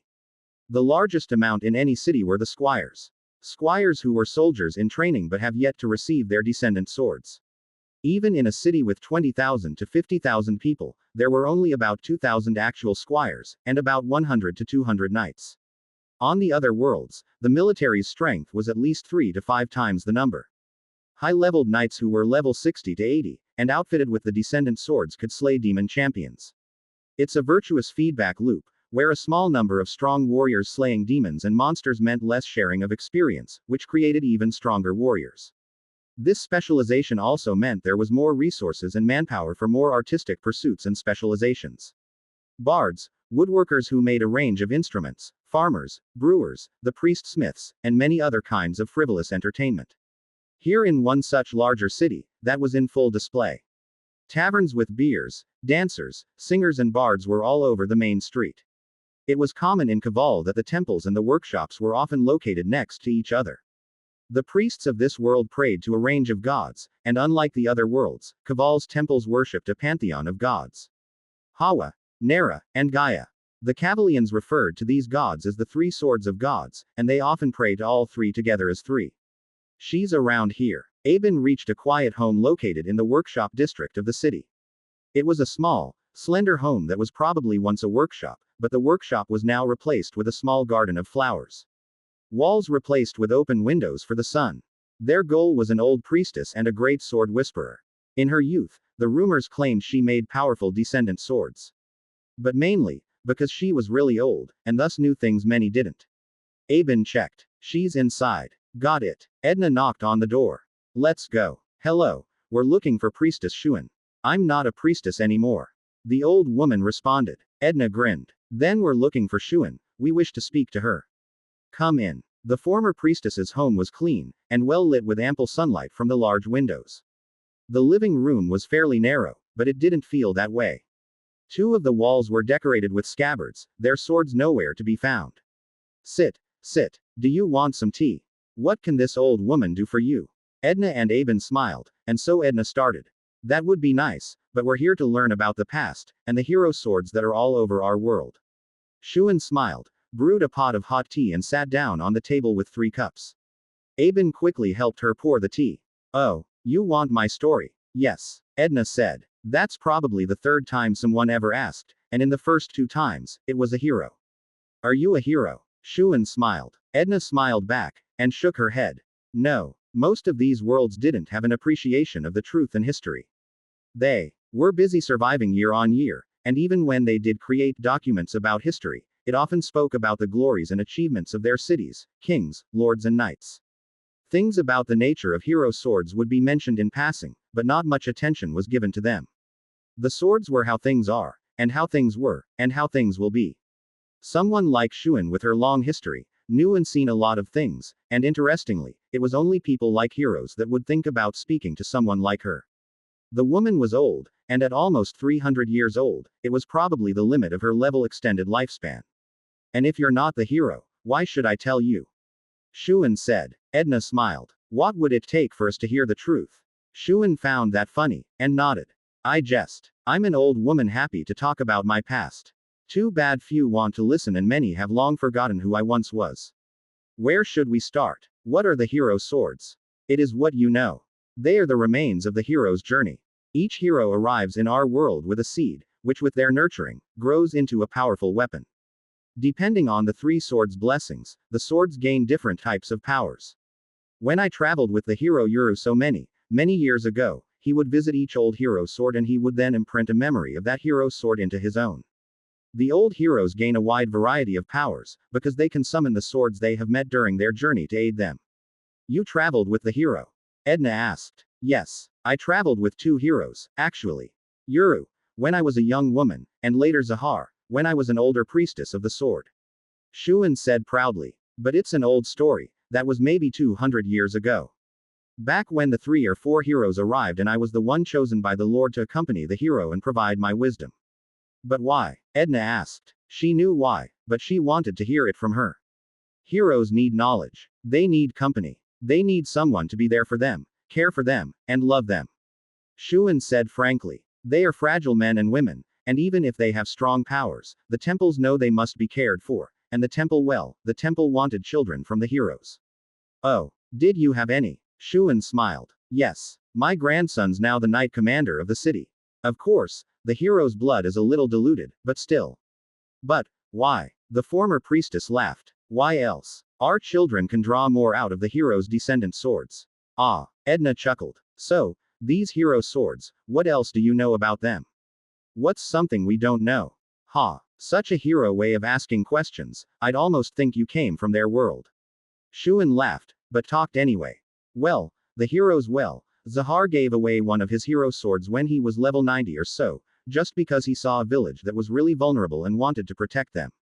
So he planted his hero sword there and then. Must a hero plant the sword? Not always. That's what I'm for, as well. If the hero falls in battle, I'll retrieve his hero sword. The hero swords actually contain a fragment of their being, a part of their soul, and it resonates better with me than anyone else because I was their companion on the journey. The companion is always a priest-smith, because we can work with the sword he left behind. We can speak to it, better than anyone else. But eventually, they too die, and so lesser smiths must learn to pick up the slack.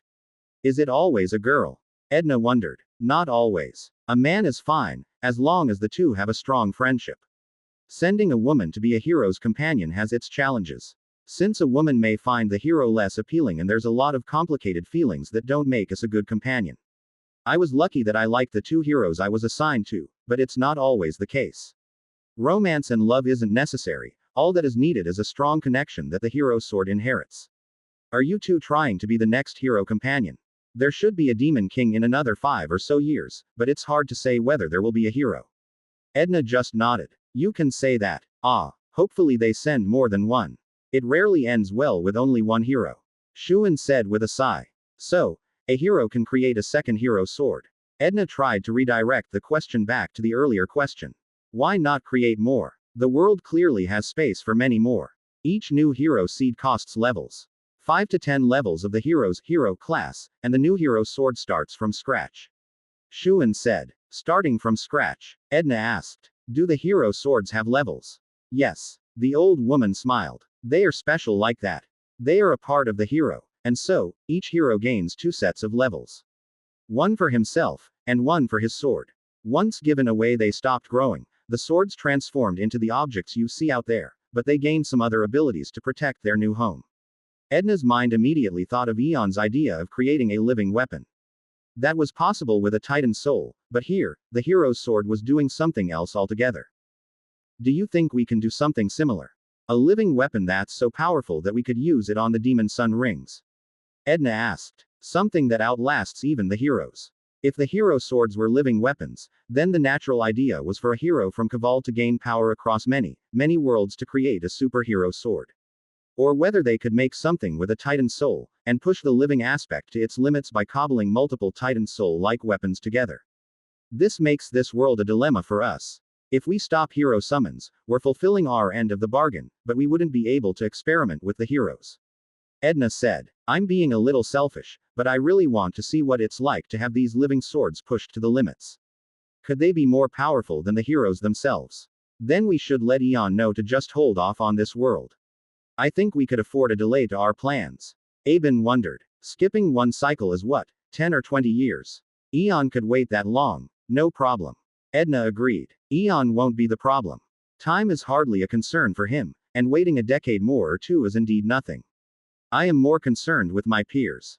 Would my peers be willing to hold off for twice as long? Alka may be on my side, since he's willing to experiment, but will Stella let me do this? Are we playing with the lives of my fellow warriors?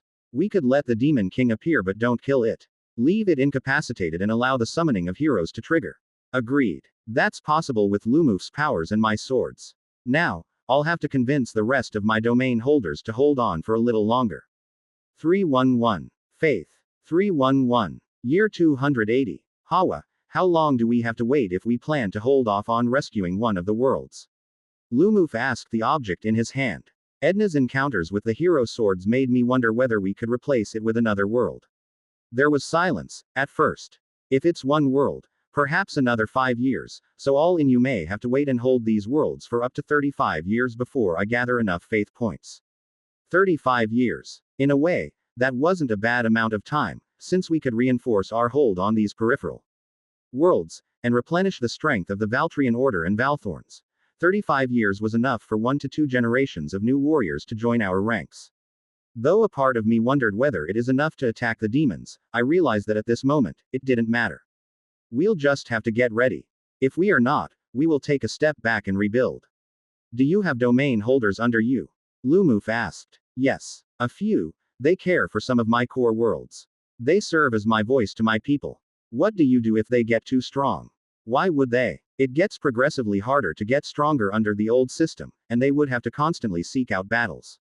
My core worlds are safe, they do not get invaded by the demons frequently. It's so easy to plateau, and I noticed this too, even in my domain holders. There's always a point where progress seems incredibly slow. Years pass by without a level gained. Even for me, my level gains have been so slow that I've not expected more levels unless I did something big. The last significant gain I had was during the Demon's Comet. So far, our expeditions to the peripheral worlds didn't lead to many levels for me. Have you started to save up some faith points? Yes. It will take some time, but faith points accumulate slowly over the years. Yet you do not want to send your priests and prophets to these worlds to convert them to your faith. Distant worlds generate the least amount of faith points. I much prefer to create new planets in my core realms and populate them with even more believers. There is more progress that way. Wait, how big are your core worlds? Compared to some of the peripheral worlds, perhaps 10 or 20 times larger. Some of my realms have 30 planets filled with my believers, in the billions. That explained the sheer scale and why the gods are so unwilling to entertain distant worlds. Its core worlds are so big, and just managing that should take up most of its time. But how does the will of the world work in such a situation? There isn't one. I have merged with the old will of the worlds for those where I have claimed as my core worlds. These worlds and me are one and the same, and it is why my existence is calculated as a blend of the worlds where I rule. But wait, don't you die if you lose your followers? Yes, but the worlds will have to die first, and so long as I rule them, I won't. Interesting. So since the world faith system allows them to supplant the world's existing will and made it their own. Wait, then how do the demons capture a god if you are merged with your core world? They must have defeated all of that god's worlds, and forced it to its last controlled world. And there, it captured its last controlled world, effectively claiming control over its faith. But a god can draw power from further away than its core world. Yes, but the core worlds are where we tie our presence. Call it an anchor of our reality. But, why don't the gods just keep merging with the will of the worlds? Each merger costs faith points, and the less world we control, the harder it is to generate the necessary faith points. Why don't you keep merging with more worlds? At some point you control so many worlds that you can keep merging with more. There's a distance penalty for each merger. Each merger shifts my center of faith ever slightly, making some worlds further away from that center and dilutes the faith point generated from that world. In other words, there is an optimal arrangement of worlds based on the current density of worlds in the void. But you can move worlds as the will of the world. Can you not just move it closer to the center of your mass such that each world is optimally arranged within your center of faith? There was an odd silence. A really long odd silence. It can be done, at some faith point cost, but there is a size restriction of the number of realms in the same space in the void sea, but no real limit on the number of worlds within a single realm, but again, a weird, long silence, as if it was in thought. Maybe that belief is also flawed. I will experiment on this. Even the old gods work with fairly constrained information. The system works the way it does, but not all the tricks to optimize its performance are known. At that point, I wondered how my clones interacted with the will of the world. What sort of powers do you get with the will of the world? I mean, other than the power to move worlds. Fairly wide. I can create and alter race compositions, alter species, create divine and magical laws that permeate the world, move worlds, alter its core concepts, subject to the system's limits. Can you shape portals? Yes. I wondered. Are you able to block people from coming, then? I have not tried, but maybe. At least, I can block a world's core from interacting with a person. Like, I can weave rules into the world to prevent certain things from happening, such as dragons can't fly, or trees can't grow bigger than a certain size. Some rules will need to go through the system's implied voting process, and can take a while. Could it even stop me from deploying my clones? Can you stop the movement of souls, too? A limited yes. I can create mechanisms that slow the movement of souls and recycle them, but over a long period of time, no. This lends credence to the idea that souls are one of the foundational forces of the world, but I wondered what the demons could do with worlds where it has fully possessed the will of the world, and weaponized that ability. It has not done so with the demon worlds we've seen so far, but there is no reason to believe the demon worlds within the bubble are similar. Are you able to prepare a force to fight with us, as we make our way to the demon's sun? I asked. Join us, support us in our fight. A long silence later, it agreed. Very well. I will have 1,000 high-quality warriors ready within 40 years. Any domain holders? No. My domain holders are far too precious. 3 decades of relative peace should be achievable, though we are left with a few more worlds where we intended to see a little more happen. We are largely ready for the next phase of our movements. The rest of the Valthorns will focus their efforts on restoring the health of the peripheral worlds, but for us, we have other things to do. Lumof gathered the domain holders for a talk. They were connected through Dream Academy. The dream version of Alka nodded. I'll spend another few years here in Delveard. I think I can get a deeper grip into their society, but we'll need a big deployment of staff to build a new space for these guys. In a safer world, do we intend to use the world next to the Sun Rings as a staging post? If so, that's where we should go. It'll make it much easier to send over the war machines to the Sun Rings. Is attacking the Sun Rings with war machines even necessary? Well, maybe not, but the Sun Rings is where we are closest to the demon's barrier. Once it breaks, it will lead to the inner worlds, and I expect a lot of war. Fair. What sort of crack are we expecting in the demon's barrier? Johann asked. Stella then elaborated. I'm not exactly sure of what sort of power Hawa's weapon has, but let's assume the barrier will either have a hole in it, or fall completely. We should be able to move closer towards the demonic worlds that are on the other side. I believe we should be seeing demon worlds. So a whole lot of battle. Yes, and the domain holders will be the tip of the spear. Alka explained. The rest of the Valthorns will need to hold on to a set of worlds that form a path for us to retreat, if needed. The likelihood of that sort of path being necessary probably isn't high if we can have Eons clone deployed somewhere along the way, but we don't really know whether there are restrictions of Eons deployment. We know so far during our first attack on the Sun Rings that Eon cannot deploy on places without sufficient soil. We are highly likely entering worlds that have been heavily warped by the demon's presence, quite like the core worlds of the old gods. So more divine law stuff. Yes, exactly. Which is why we are the tip of the spear. Alka said. We'll need more firepower. Way more firepower. Somehow, Johann, Rune, Kaffa and Izar looked at Lumof at the same time. Lumof blinked. What? We'll need to get more allies. Ah yes. It is the Avatar's role as the primary representative. Johann said. If we need more domain holders, we'll have to recruit some of these others to fight on our side. Or we find more allies. Stella said. We should resume the Void Layer's exploration. Or reach for the other gods. Rune poked in, and this time, he looked at Stella. If we can get Hawa to give us some guys, Ava probably could too. We should reach Ava, somehow. Stella frowned. Ah man, I already have 2 Void Explorers headed in different directions. If we find something, we'll know. Rune and Johann looked at each other. But if we're venturing to worlds where there are divine laws, we'll need a Void domain holder. Unless if, we can somehow share the protections of a domain holder with any of 5 other Void Archmages. Alka said. Is there? Stella asked. Not that I know of. Lumof shook his head. If we can locate more gods, that is ideal. But our efforts should be on the basis that we don't find any more gods, and so we need to improve the strength of our forces. The peripheral worlds are mostly connected to a demon world, we should make use of that. Lumof said. That's a good way to give our new recruits some additional knowledge and experience. Then Edna brought up her observations on the hero mechanic on Kaval. The matter was circulated to the domain holders earlier, so most of them knew about it on a relatively high-level basis. I'd like to experiment on the hero class. That made Stella squirm slightly. The rest of the heroes won't agree on that. Why won't they? They have another friend to fight with. Johann asked. It's taking people away from their homes. Away from their current lives. It's allowing the gods to kidnap them. Stella countered. Not if you believe what happens to heroes when they die. Alka said. They get placed back as if it never happened.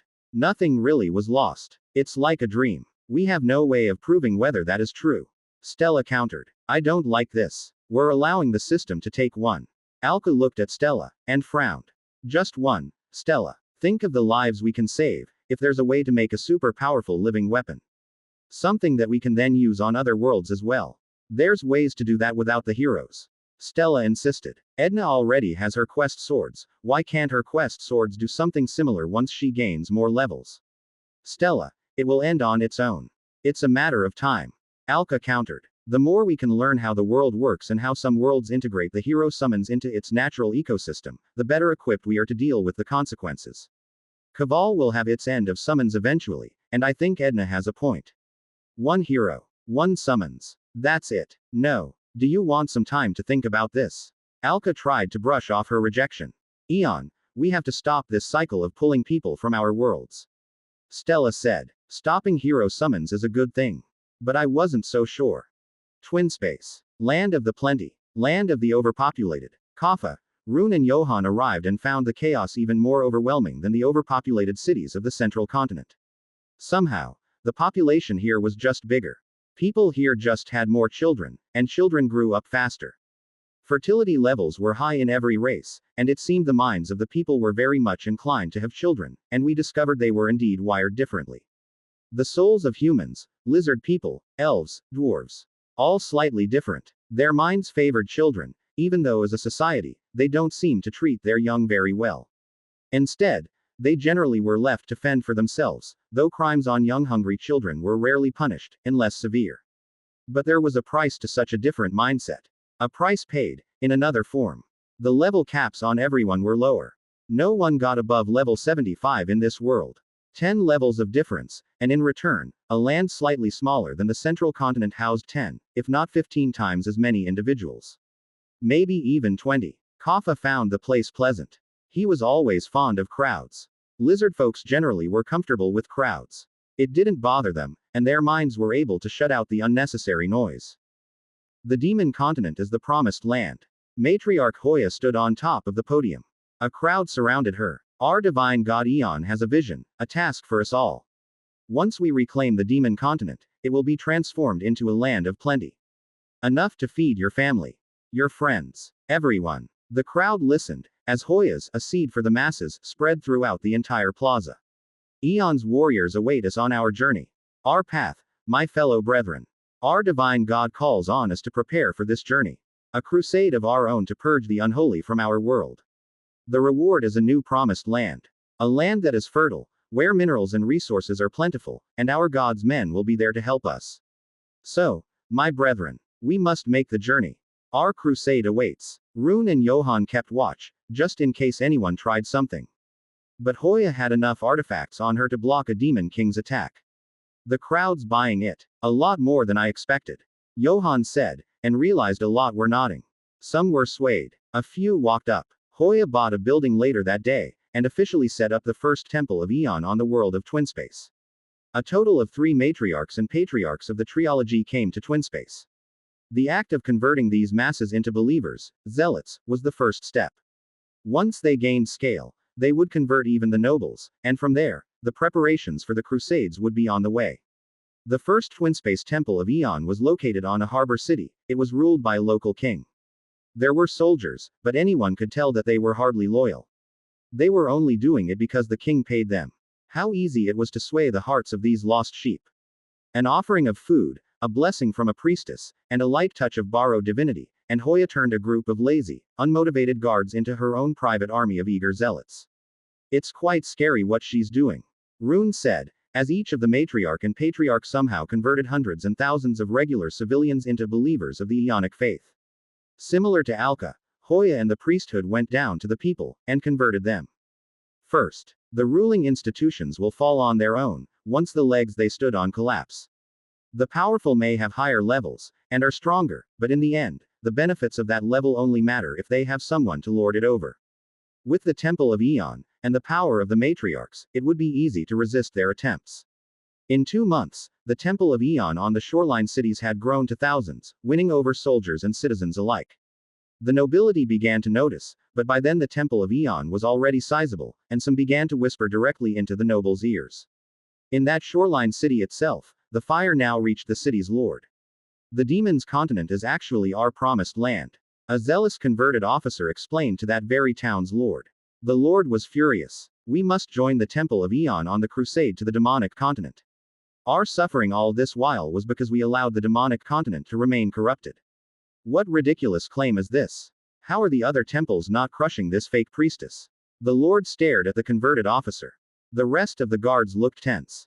They were friends, but the officer had been thoroughly mesmerized. The zealous converted officer stood, and drew his sword. City Lord, the powers of the matriarch are real, and her divine blessing is true. You doubt it, but see this. His entire body radiated power for a matriarch's blessing. Are you dabbling in demonic energy? The Lord didn't believe it, incredulous. Haul him up and throw him in prison. City Lord, you may throw me in prison, but I beg you, go see the priestess for yourself. Matriarch Hoya's faith is true, and her vision of God is real. The Lord looked at his guards. Throw the man in jail, and summon this false priestess to my office. I'll see what this succubus is doing to my officers.